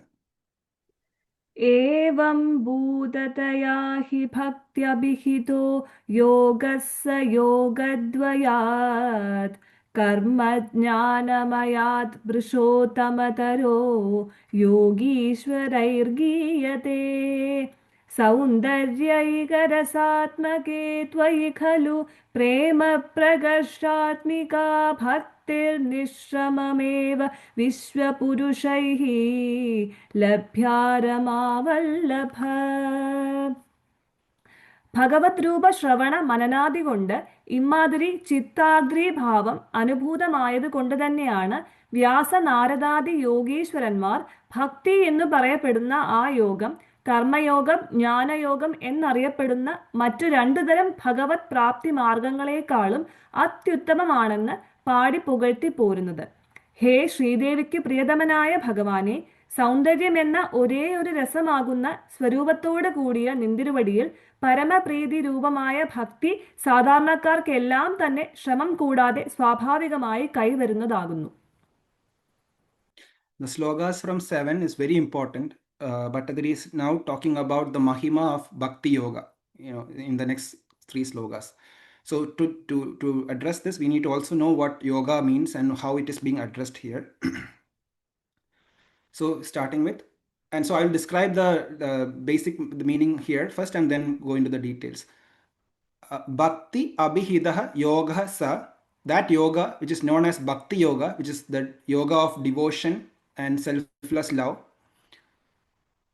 that yoga, evam bhutadayahi, it is because of these reasons only, because of the nature of that bhakti yoga. We already saw in the previous slokas how much bhakti is impacting us with the devotion to Bhagavan, how is it impacting us and how we are connected to Bhagavan, which was already described with the form of Bhagavan and how we feel when we see Bhagavan, and how Lakshmi Devi is associated with Bhagavan. All that was described, and it's all because of bhakti. So because of these reasons, this yoga known as bhakti yoga, yogadvayat karma jnanamayat, in comparison to the other two paths, which are karma yoga and jnana yoga, the path of karma and the path of jnana, which Bhagavan has explained in much detail in Bhagavad Gita, which we will touch upon later. Madaraha is indeed superior. This Bhakti Yoga is indeed superior to Karma Yoga and Jnana Yoga. Yogishwaraihi Giyade. So has been extolled by great sages like Narada and many other sages have emphasized that Bhakti Yoga is much more superior than Karma Yoga and Jnana Yoga. And there is a reason which we will see next. Saundaryaiga Rasa Atmage Tvai. Because this Bhakti Yoga is towards you who is pure beauty incarnate, the incarnation of pure beauty. Prema Pragarsha Atmiga Bhakti, devotion which is of the nature of intense love. So Bhattathiri is asking Bhagavan to bless us with that devotion which is of nature of intense love towards your pure beauty, which was already described in the previous slokas. That devotion that we need. Nisramam eva, without any effort at all.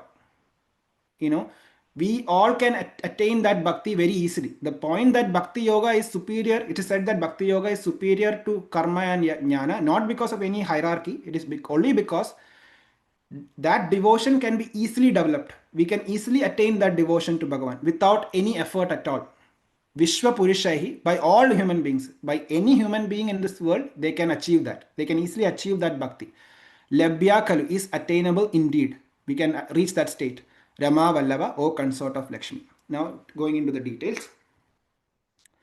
So yoga, here the Bhattathiri is addressing yoga as discussed by Bhagavan Krishna in Bhagavad Gita. So the yoga being referred to here is the yoga spoken by Bhagavan Krishna himself. The word yoga is highly, there is a lot of meanings in this current world. That is not the meaning of yoga here. The meaning here is, Bhagavan in Bhagavad Gita says, evenness of mind is yoga.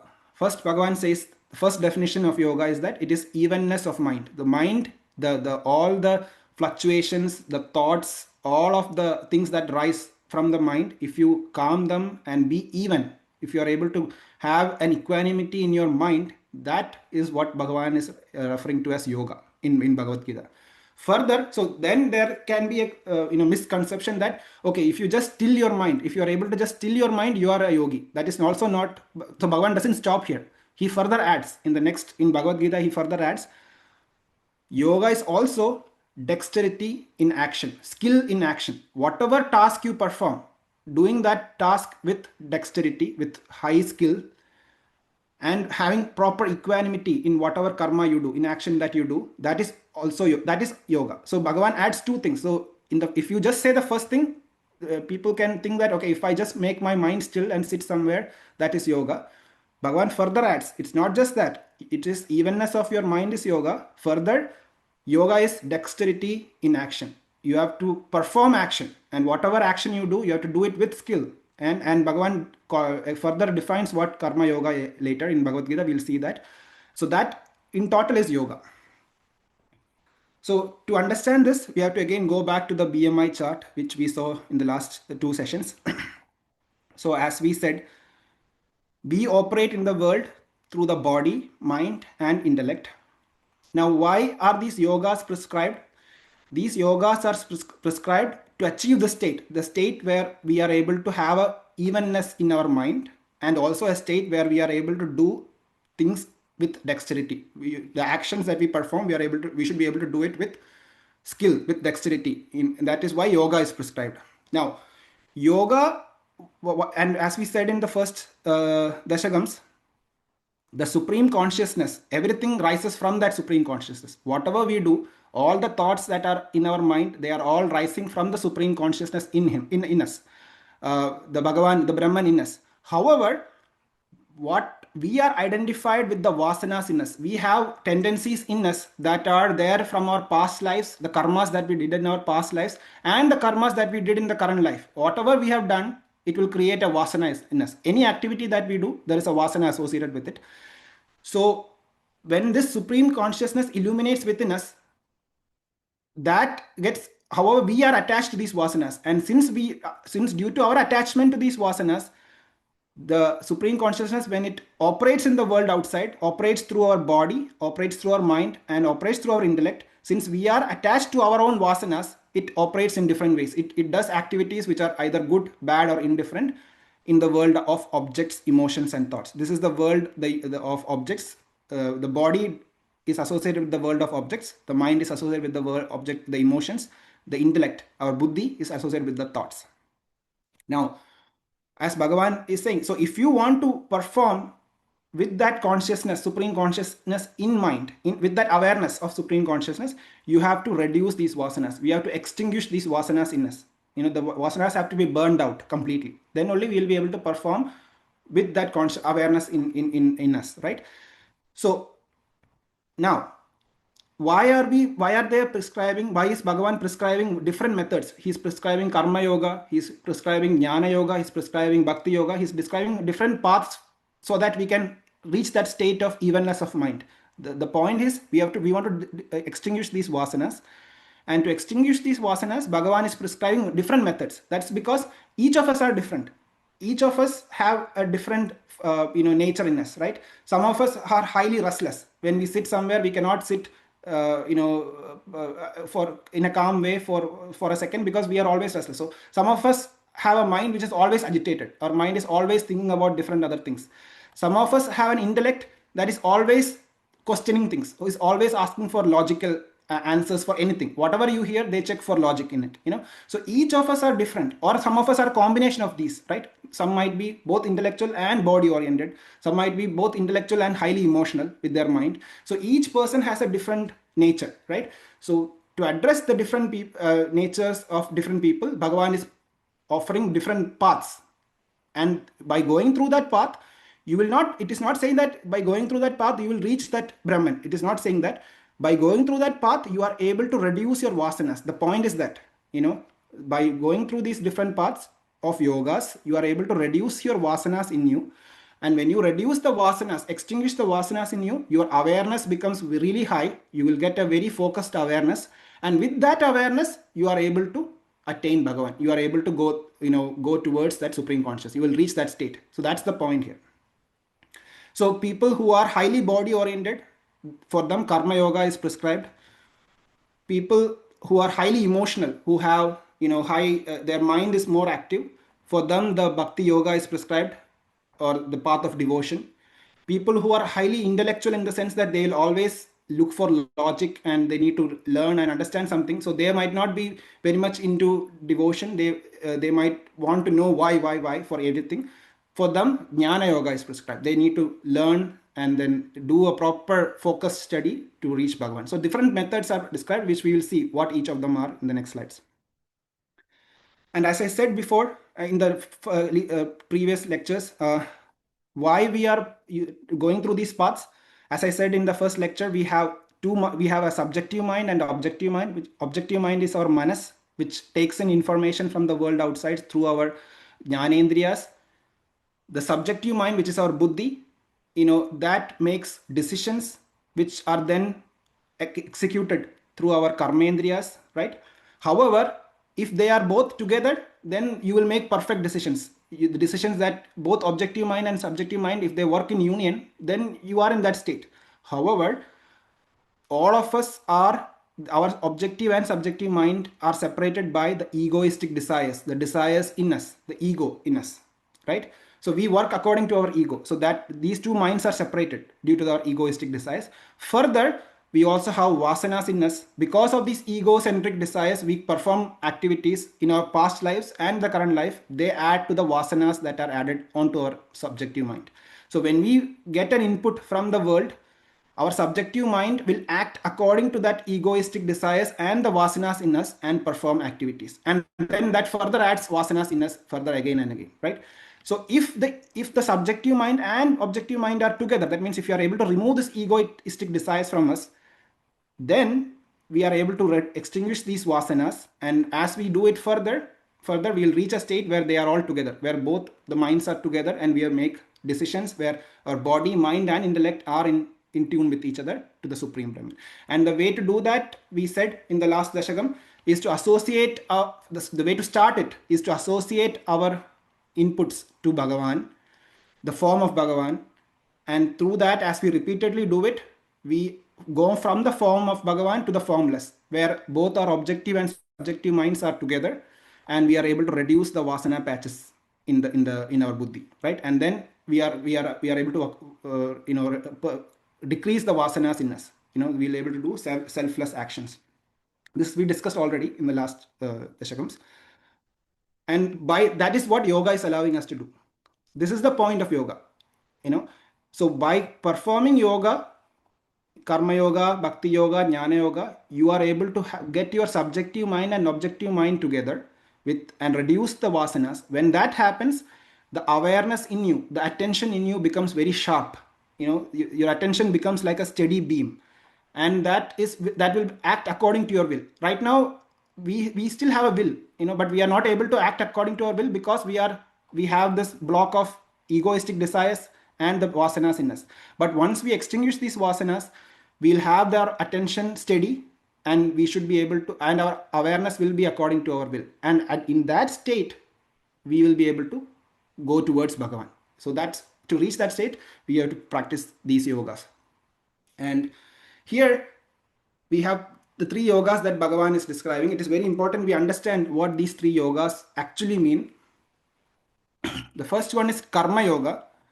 Karma Yoga is called the path of selfless action, right? And the way to understand Karma Yoga, this is as Bhagavan explained in Bhagavad Gita, or trying to capture what Bhagavan said in Bhagavad Gita, that is performing one's actions, the duties that one has to perform, the dharmic duties that one has to perform, performing one's actions intelligently, with intelligence, renouncing all actions on the Lord. Whatever you perform, you renounce it. You are not attached to it. Renouncing all actions on the Lord, with the mind centered on the self, on the Lord. When we do an action, when we do an activity, that our mind is centered, we are doing it for Bhagavan. With that attitude, we are performing that action. Without any ego and egocentric desires. We are not attaching our own personal ego. Our ego means our own vasanas and our desires. That is not attached to that activity. And detaching oneself from the fruits of one's action. By performing the action, we don't expect something out of it. We say that whatever I get from that action is yours, Bhagavan. Whatever, if I get a good thing, that is Bhagavan. If I get a negative result, that is also Bhagavan, to Bhagavan. And surrendering the fruits of action at the feet of the Lord. This, and whatever the results that you get, you surrender it to the feet of the Lord, and performing one's dharmic duties, whatever duties that we have to perform in our life, that path is called that path of selfless action is called Karma Yoga.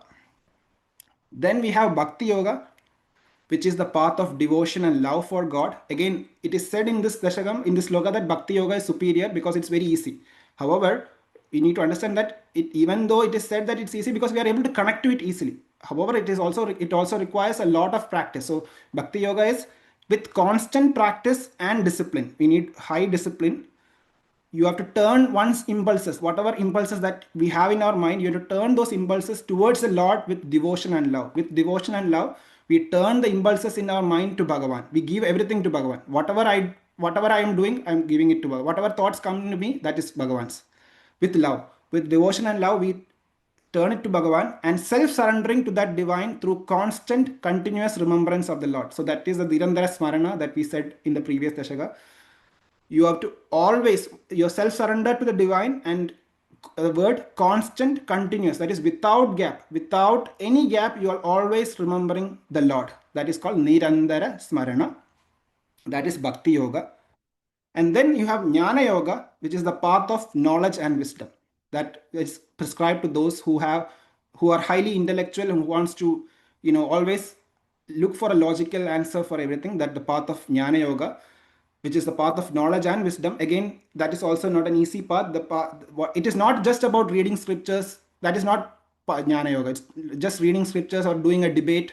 That is not Jnana Yoga. It is clearly said that Jnana Yoga is with self-control, patience and faith in one's guru, your own self and the Lord.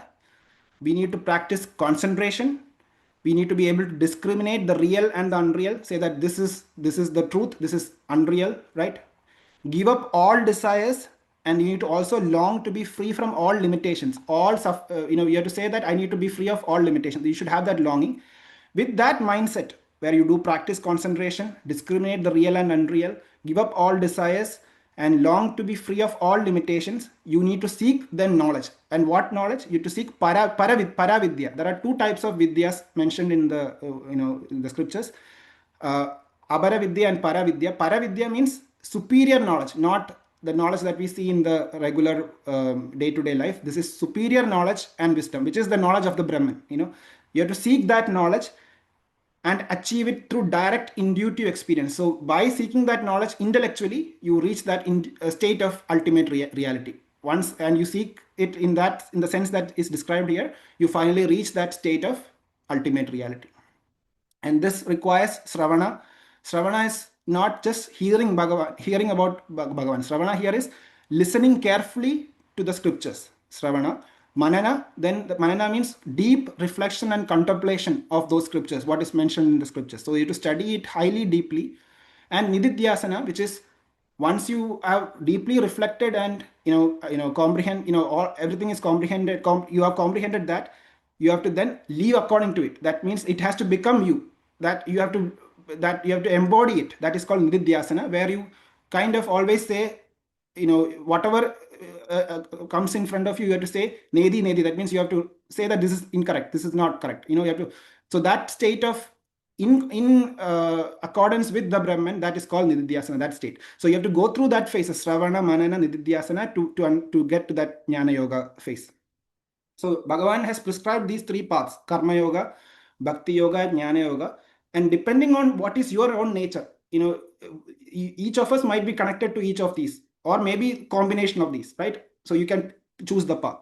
And you have to walk this path to get evenness, get that evenness of mind, and also to get dexterity, that skill in your actions, through which you are able to improve your awareness, through which you are able to go towards Bhagavan. So coming back to what this Dashakam is saying, so we just described what Karma Yoga, Bhakti Yoga, and Jnana Yoga are. Bhakti here is pure love for the form of the Lord, which is already described in the previous slokas. Now, Bhattathiri is saying that it is superior because you can easily connect to Bhagavan. As described in the first slokas, you are able to, once you see Guruvayoorappan, you can easily get attached to it. You are easily able to attach to that form of Bhagavan. But that is not just Bhakti Yoga, that is just Bhakti. Now, Narada says in Narada Bhakti Sutras that Bhakti is Anya Nirapeksha. That means it is complete in itself. It requires no other support for its fruition. That means you don't need any other support for Bhakti to come in your mind.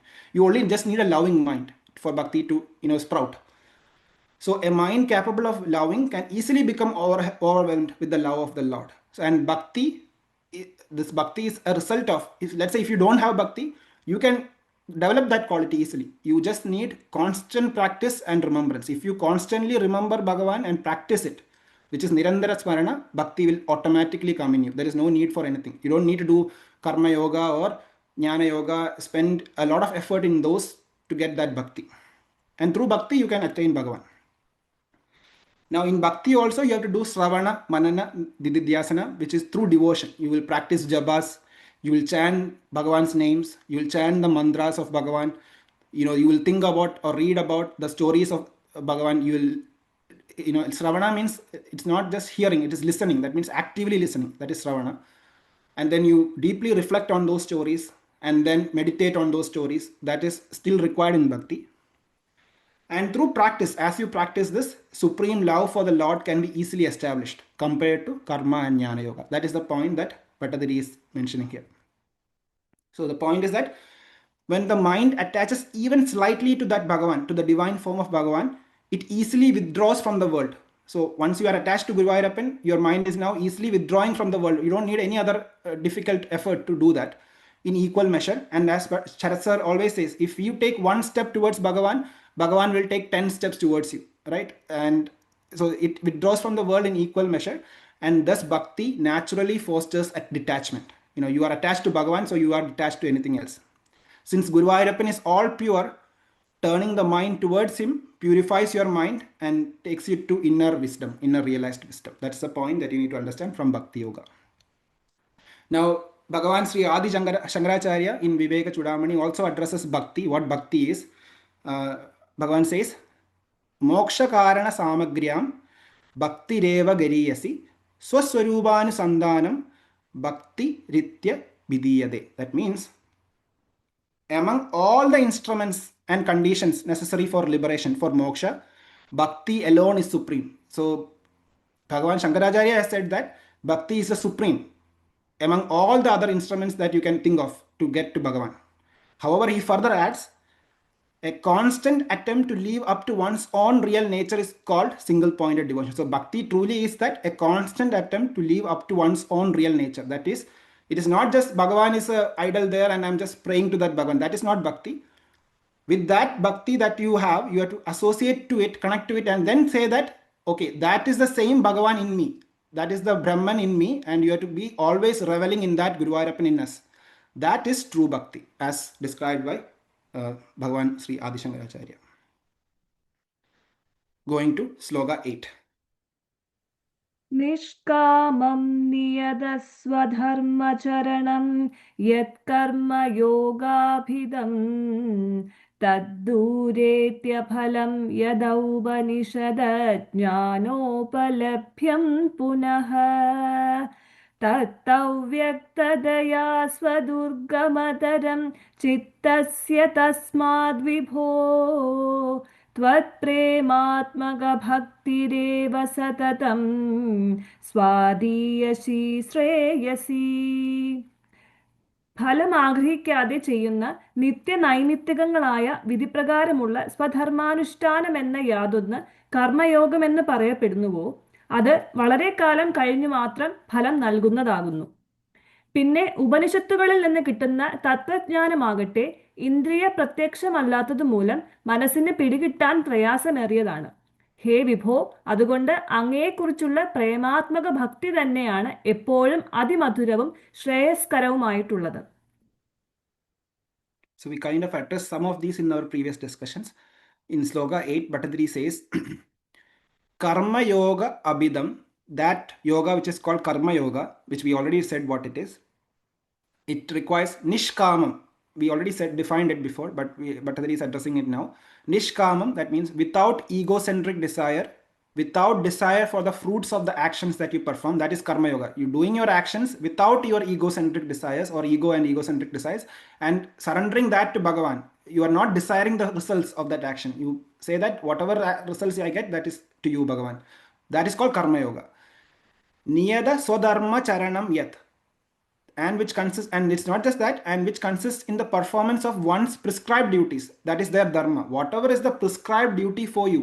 If you think of our life, right, we all have some prescribed duties that we have to perform in our day-to-day life. Doing those duties, which is our dharma, doing those duties without egocentric desires, ego and egocentric desires, whatever that duty be, according to our dharma, whatever that duty be, doing that without ego and egocentric desires, and offering the results, not desiring for the fruits of that action, and offering those fruits of your action to Bhagavan. That is called Karma Yoga. Tat Duretya Phalam. This you have to repeat for several years. It's not just that you do one activity like that and you're done. No, whatever you do, in your lifetime, you have to do it in that sense. And so the phalam, that result of that becomes fruitful. That means the phalam here is the moksha, to attain Bhagavan, only in a distant future. That means you have to practice it for a very long period. Here you need to note that Bhattathiri is not saying that you should not perform Karma Yoga. He is not neglecting it. You have to still perform Karma Yoga, but Bhattathiri is saying that it will definitely take time. You have to perform it in that sense for years, which is also fine. Next he says, Yat Upanishad Jnana Upalabhyam Punaha. The next path. First he addressed Karma Yoga. Now he is saying about Jnana Yoga. The next path, which consists of attaining knowledge of the Brahman. You are seeking the knowledge of the Brahman through your intellect with deep contemplation and study. That is Jnana Yoga, as described in the Upanishads. Tattu Avyaktadaya. However, that because of being abstract, because you are trying to get a knowledge that is abstract, and you are trying to grab that through your sense organs and sense organs, right? As I said in the first Dashakam, Bhattathiri said, your mind is a defective device. With a defective device, you are trying to capture the perfect knowledge, the knowledge of the Brahman, and you will never be able to comprehend it fully when you do that. And therefore it is very difficult for the human mind to pursue this Jnana Yoga path. Again, Bhattathiri is not neglecting it. You have to still pursue that, but it is still difficult for the human mind to pursue. sudargamadaram chittasya is very difficult for the mind to pursue. However, as we should also remember what Shankaracharya said. Bhakti, even though it's an easy path, you can easily connect to it. You still have to revel in your own true nature. For that, you need jnana. To understand that this Bhagavan is the supreme being in me, my true nature is that Bhagavan. To get that knowledge, in reality, you need jnana also. So it is not that you cannot perform jnana yoga. You have to still perform jnana yoga, but bhakti helps you easily connect to Bhagavan. There is an easy pathway through that. Tasmat Vibho, hence, O all-pervading Lord, Tvat Prematmaka Bhakti Eva, that Bhakti Yoga which consists of only in love, pure love for yourself, for you, Bhagavan, Sadadam is always Swadhyasi, the sweetest, and Shreyasi, and the most excellent. So the Bhakti Yoga, Bhattathiri is saying that is the most sweetest and excellent because you can easily get attached to love Bhagavan, to that form of Bhagavan, and then you can progress further in that love. So here we need to understand what Karma Yoga and Jnana Yoga a little bit more because it addressed it. So Shastras instruct different types of karmas that one has to perform. There is Nitya Karma and Naimittika Karma that is prescribed. Nitya Karma is all the karmas that we do on a day-to-day basis. That is your Nitya Karma that you have to perform according to your Dharma. Naimittika karma is karmas that you perform on special occasions. On special need situations, you have to perform certain karmas. That is called Naimittika karma. So Nitya karma includes if you are doing Sandhya Vandanam, that is your Nitya karma. You have to do it on a day-to-day basis. Naimittika karma could be if you're doing a Pidru, you're doing a karma for your Pidru, the ancestors. That is Naimittika karma. There are also karma as per Varnashrama Dharma, as per one's Varnam, and there is karmas prescribed. And this Varna, it's a highly misinterpreted word. Varna is basically a result of the guna, the qualities of your vasanas, the tendencies and thoughts in your mind. The guna means the gunas, the three gunas. We said sattvic, rajasic, tamasic gunas, right, in the previous Dashakam. So Varna is basically your personality. Varna refers to your personality or your psychological makeup. And that is a result of the quality of the mind, quality of your vasanas in you, the tendencies and thoughts in your mind, plus the karma, plus the way you do it, the way you perform a karma, that combined is your guna. So that is basically the personality of you, right?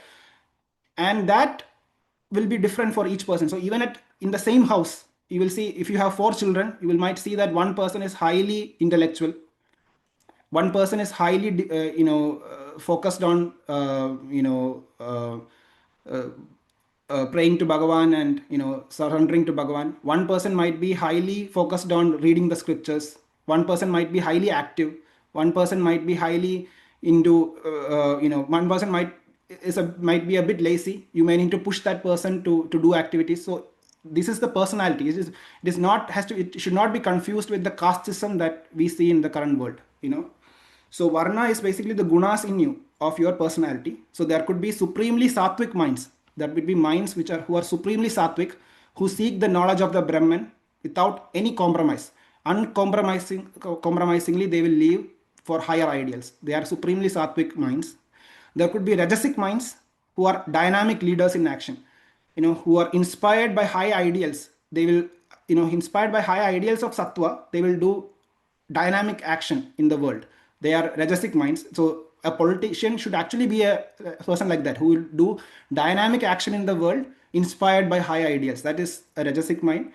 Then you will have rajasic plus tamasic minds who are still dynamic people. They will still do 18 hours of work, but they are inspired by their own egocentric desire. They seek for their own pleasures and desires. They have their own personal desires for which they work maybe 18 hours.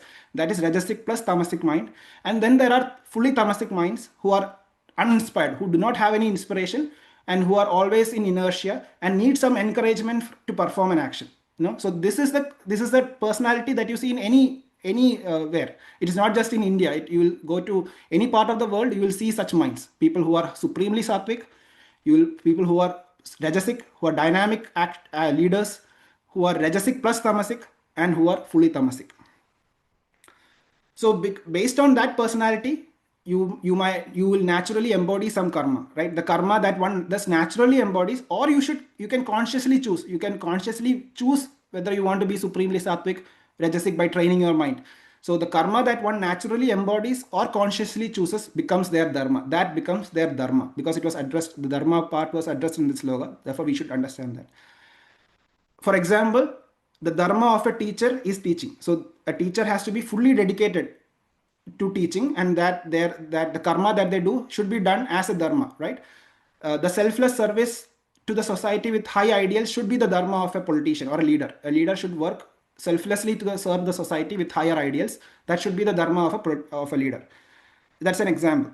So these are different karmas prescribed, Then there is also karmas as per the stages of life. Depending if you are a brahmacharya, you have different 4 stages of life: brahmacharya, garhastha, vanaprastha, and sannyasa. Depending on what your phases of life is, you will also have other karmas to perform. Now, these are not what Bhattathiri is addressing here. Bhattathiri here specifically is addressing, these are karmas you have to perform, but Bhattathiri is addressing the yoga of that, karma yoga, which is the karma yoga Bhagavan addresses in Gita, which is performing these karmas as a yoga.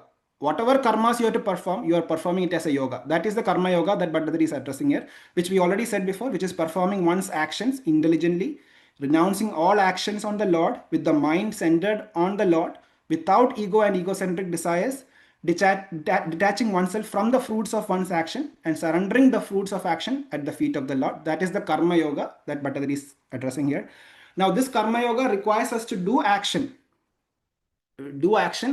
without attaching to that action, without our ego, and then surrendering the fruits of the action to the Lord without desiring for the fruit.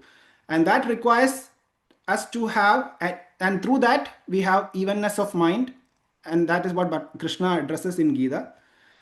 Now, for this we need to understand karma yoga. We need to understand the aspect of action in inaction. That means it's a slightly confusing term, but we have to understand it carefully, which is action in inaction. So the goal is that through karma we attain moksha. By performing karma as a yoga, we reach a state where we become free of karma. That is the goal here. That means you need to understand action in inaction. Action in inaction means, this is an example of that. Buddha is meditating under a tree. If you really look at it, there is no action here. It is inaction. There is no physical action being performed by Buddha, the Lord Buddha. However, there is high activity here. There is high activity going on, which is quietening your mind. So inside you are doing very high activity, which is the profound activity of quietening the mind and connecting with the divine. So this is called action in inaction. This Bhagavan addresses in Bhagavad Gita also. Action in inaction. So there is no, Buddha here is performing highest action, but in inaction. That is action in inaction. The second is that any realized souls, the way they perform in the world is they will do inaction in action. That means an example of that is Bhagavan Krishna. Bhagavan Krishna is a realized soul. Whatever action that Bhagavan Krishna is performing, he is not attached to it. He's engaging fully in the action that you do. Whatever you have to do in the world, you engage fully onto it, but without attaching your ego to it. That is called inaction in action. So again, the term is inaction in action. You are doing action, but not attached to it. You are engaged in the vigorous activities in the world, but you are not acting from the ego, but you are acting from a higher will, with the will of the Lord, right? That is called inaction in action. So when you are doing karma yoga, you have to be both action in inaction and inaction in action. And when you do that, by thus doing karma, one attains moksha and then therefore becomes free of karma. That is called karma nivritti. Not nirvritti, karma nivarti. So you are able to attain karma nivarti by doing this karma as action in inaction and inaction in action. And what Bhattathiri is saying, that this is definitely takes a lot of time to perform in that way. It's a path that you have to continuously do, right? Then the path of Jnana Yoga, as we said before, it is a path of contemplation, path of knowledge and wisdom. Your mind cannot, since you are limited by the sense organs, your mind cannot fully comprehend it. And even though you say you have that knowledge, you still need some devotion and compassion from the Lord to actually get that knowledge. So you still need the touch of bhakti and touch of Bhagavan's grace to get that knowledge fully, right?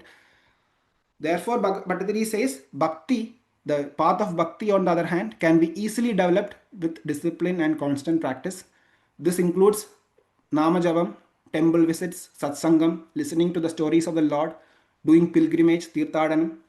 And through that, when the mind attaches even slightly to the divine, as I said before, it withdraws from the world. Bhagavan will take 10 steps towards you, and bhakti naturally fosters love and detachment, and you will be able to go towards Bhagavan. Okay, so that is again emphasizing in Sloka 8, Bhattacharya is emphasizing the easiness of Bhakti Yoga compared to Karma Yoga and Jnana Yoga. Continuing this in Sloka number 9. अत्यायसकराणि कर्मपडलान्याचर्य निर्यन्मला बोधे भक्तिपदे दवाप्युजितताम् आयान्ति किं तावत् क्लिष्ट्वा तर्कपदे पदं तव वपुर्ब्रह्माख्यमन्ये पुनः चित्ताग्रत्वमृदे विचिन्त्य बहुभिः सिद्ध्यन्ति जन्मान्तरैः. ചിലർ വളരെയധികം ബുദ്ധിമുട്ടുള്ള കർമ്മങ്ങളെല്ലാം നടത്തി മനഃശുദ്ധി കൈവന്നവരായിട്ട് ജ്ഞാനയോഗത്തിനോ അല്ലെങ്കിൽ ഭക്തിയോഗത്തിനോ യോഗ്യതയുള്ളവരായി തീരുന്നു. അത്രയും കൊണ്ട് എന്തു പ്രയോജനം? വേറെ ചിലരാകട്ടെ യുക്തിചിന്ത കൊണ്ട് വിഷമിച്ചിട്ട് മനസ്സലിയാത്തവരായിട്ട് ബ്രഹ്മം എന്ന് പറയുന്ന അങ്ങയുടെ നിർഗുണ സ്വരൂപം ധ്യാനിച്ച് അനേകം ജന്മങ്ങളെ കൊണ്ട് മോക്ഷം പ്രാപിക്കുന്നു. So in Sloka 9, it is still a continuation of whatever we discussed in the previous Sloka. So this would be, we can quickly discuss it. In Sloka 9, Bhattacharya states, Adi ayasa karani, that means which demands great effort. He's talking about Karma Yoga, which demands great effort. Karma padalani, the disciplines of Karma Yoga, carrying out your karmas, the nitya and naimitika karmas that you have to perform, you are performing it as yoga, that is called Karma Yoga, which we already discussed. Ajarya, by performing. Nirmala, that means Niryanmala, which means becoming purified. Your mind is becoming purified by performing that Karma Yoga. However, it has to be performed for a long period of time.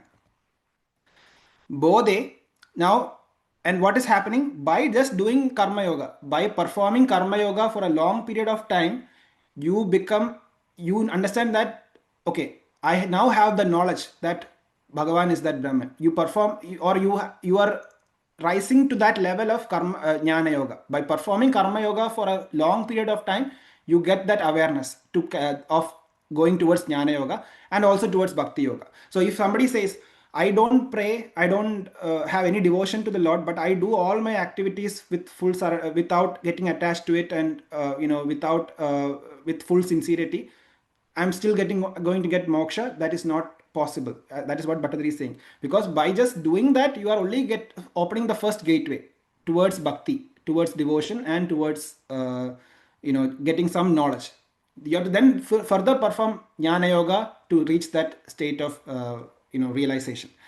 So he's saying, by just doing karma, bodhe, you get fit, you gain fitness. That means you open the gateway towards the path of knowledge, the path of Jnana Yoga, and Bhakti Pade Adava Abhi, or the path of devotion, Bhakti Yoga. Ujidatam Ayandi, which means you gain fitness. Ujidatam Ayandi, you gain fitness for Jnana Yoga and Bhakti Yoga by thus performing Karma Yoga for a long period of time. Kim Tavada, what is the use of spending so much effort? Again, you need to understand, Bhattacharya is not discrediting Karma Yoga. We all have to perform Karma Yoga, and we know great yogis, even in the current world, who perform Karma Yoga, but they should also have that knowledge, Jnana Yoga part and also Bhakti Yoga part. And therefore, Bhattacharya is not discrediting Karma Yoga, he is just emphasizing that the easiness of Bhakti. Bhakti Yoga is an easy path to connect to Bhagavan, that is all Bhattacharya is saying. Anye punaha, others, however, so first Bhattacharya addressed the people who follow Karma Yoga. And others, Anye punaha, others, however, chitta adratvam hriday, that means without melting of the heart, without love, even if you, as I said before, you might seek the knowledge that is in the world, all the knowledge that is in the world you seek. But if you don't have love in you, without that devotion to Bhagavan, there is no use for that knowledge. You can study all the scriptures and be the great in that area, but if you don't have that touch of that Bhagavan in you, there is no use for that knowledge. So there are others who spend a long period of time straining on the path of logical reasoning in Jnana Yoga. Krishtva Tarkapade, in the path of Jnana Yoga, they strain themselves. Param Tava Babu Brahma Akyam, the unmanifested aspect known as Supreme Brahman. Vijindya, they ponder over that. They ponder over with their mind, with their limited mind, they continuously ponder over that Brahman with logical reasoning. That is how Jnana Yogis perform. Bahubihi Janmandrai, that will take a lot of time. That means that will take a lot of janmas. You will have to perform this for many lifetimes to get that full knowledge. Siddhyandi, to attain that full knowledge. So he's essentially saying a Jnana Yogi has to continuously do this for for a long period of time, even many lives, perform it for many lives to reach that state. So essentially, Bhattathiri is saying the paths of Karma Yoga and Jnana Yogas, how difficult they are. Having said that, you have to still, all of these yogas have to be still performed. We have to still go learn, gain knowledge. You have to also still do karma in the way that Bhagavan addressed it as Karma Yoga. But there should also be bhakti with us. You can start with bhakti and do all these together also.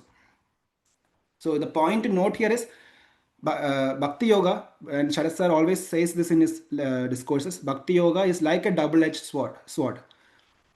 It is not just connecting to the Lord and just saying that I just pray to the Lord every day, so I am in Bhakti Yoga. That is not Bhakti Yoga. It requires pure love, it requires discipline, it requires awareness, and it requires constant practice. Then only you will reach that state of Bhakti Yoga. However, the only thing is that Bhakti is something that you can easily attain in yourself. You can start with that easily and then move in that path. That is the benefit of Bhakti Yoga. Going to Sloka 10. त्वद्भक्तिस्तु कथारसामृतझरी निर्मज्जनेन स्वयं सिद्ध्यन्ति विमलप्रबोधपदवीम् अक्लेशदस्तन्वती सद्यः सिद्धिकरी जयत्ययि विभो सैवास्तु मे त्वत्पदप्रेमप्रौढिरसार्द्रदाद्रुततरं വാതാലയാധീശ്വര. ഭഗവത് ഭക്തിയാകട്ടെ ഭഗവത് കഥ പറയുകയും കേൾക്കുകയും മറ്റും ചെയ്യുന്നതിലുള്ള രസമാകുന്ന അമൃത പ്രവാഹത്തിൽ മുഴുകി പോകുന്നതിനാൽ താനേ വന്നു ചേരുന്നതും ശുദ്ധ ബ്രഹ്മജ്ഞാന മാർഗത്തെ പ്രയാസം കൂടാതെ തുറക്കുന്നതുമായിട്ട് ക്ഷണത്തിൽ മുക്തി നേടുവാൻ പോന്നതായി വിജയിച്ചരുളുന്നു. സർവശക്തനായ അല്ലയോ ഗുരുവായൂരപ്പ, തൃപ്പാദങ്ങളിലുള്ള പ്രേമാതിശയമാകുന്ന രസം കൊണ്ട് മനസ്സലിയുക എന്ന ആ ഭക്തി ഒന്ന് മാത്രം എനിക്ക് വേഗത്തിൽ ഉണ്ടാകുവാൻ അനുഗ്രഹിക്കണമേ. So Bhattathiri is continuing about bhakti, the glory of bhakti in Sloka 10. He says, Tvat bhaktidah tu, devotion to you, devotion to thee, Bhagavan, indeed. Kadarasa amrdachari, that means it is in the flow of nectar showering from thy stories. That means the stories of Bhagavan. It is like amrita, it is like nectar that is flowing. And by submerging in that bliss of Bhagavan. So as an example would be reading Narayaneeyam. Narayaneeyam is about the glories of the Lord. Bhagavan's glories are being told in Narayaneeyam. So if you are focused on reading Narayaneeyam, you are being submerged in its bliss, in the bliss of Guruvayoorappan. Kadarasa amridachari nirmajanena, that means you are submerged in that bliss. Swayam siddhyandi, then therefore that bhakti is self-attainable directly. By doing this activity continuously and constantly, you are able to submerge in that bliss and obtain bhakti on yourself. There is no effort required, no other effort required. You are easily able to attain that bhakti, that devotion. Vimala prabodha padavim, that state of pure knowledge and enlightenment. That same enlightenment that somebody gets through jnana yoga and karma yoga, you can easily go in that path by performing bhakti, by pure bhakti, pure love and devotion for Bhagavan. That state of pure knowledge and enlightenment, that means Guruvayurappan, one with the Guruvayurappan in us. That true bhakti, as Shankaracharya, so Bhagavan Shankaracharya said, true bhakti is, it is the supreme path, but true bhakti is understanding that the Guruvayurappan that you see at Guruvayur is the Guruvayurappan in you. The Guruvayurappan, the life in you, the consciousness in you is the Guruvayurappan. That is the true bhakti. And being in that state, that is the true bhakti. And to do that, there are different paths. You can do Sravanam, which is active listening about Bhagavan's stories. Kirtanam, that is, chanting Bhagavan's kirtans. Smaranam, constantly contemplating on Bhagavan, meditating on Bhagavan. Pada Sevanam, which is offering everything to Bhagavan's feet, just like Lakshmi Devi, staying connected to Bhagavan's feet, which is our supreme goal. To be at that feet is a supreme goal. Archanam, that means again performing everything as a archana to Bhagavan, whatever you do. Vandanam, that means prostrating to Bhagavan all the time. Dasyam, staying as a dasya to Bhagavan, as a servant to Bhagavan, just like how Hanuman is to Lord Rama.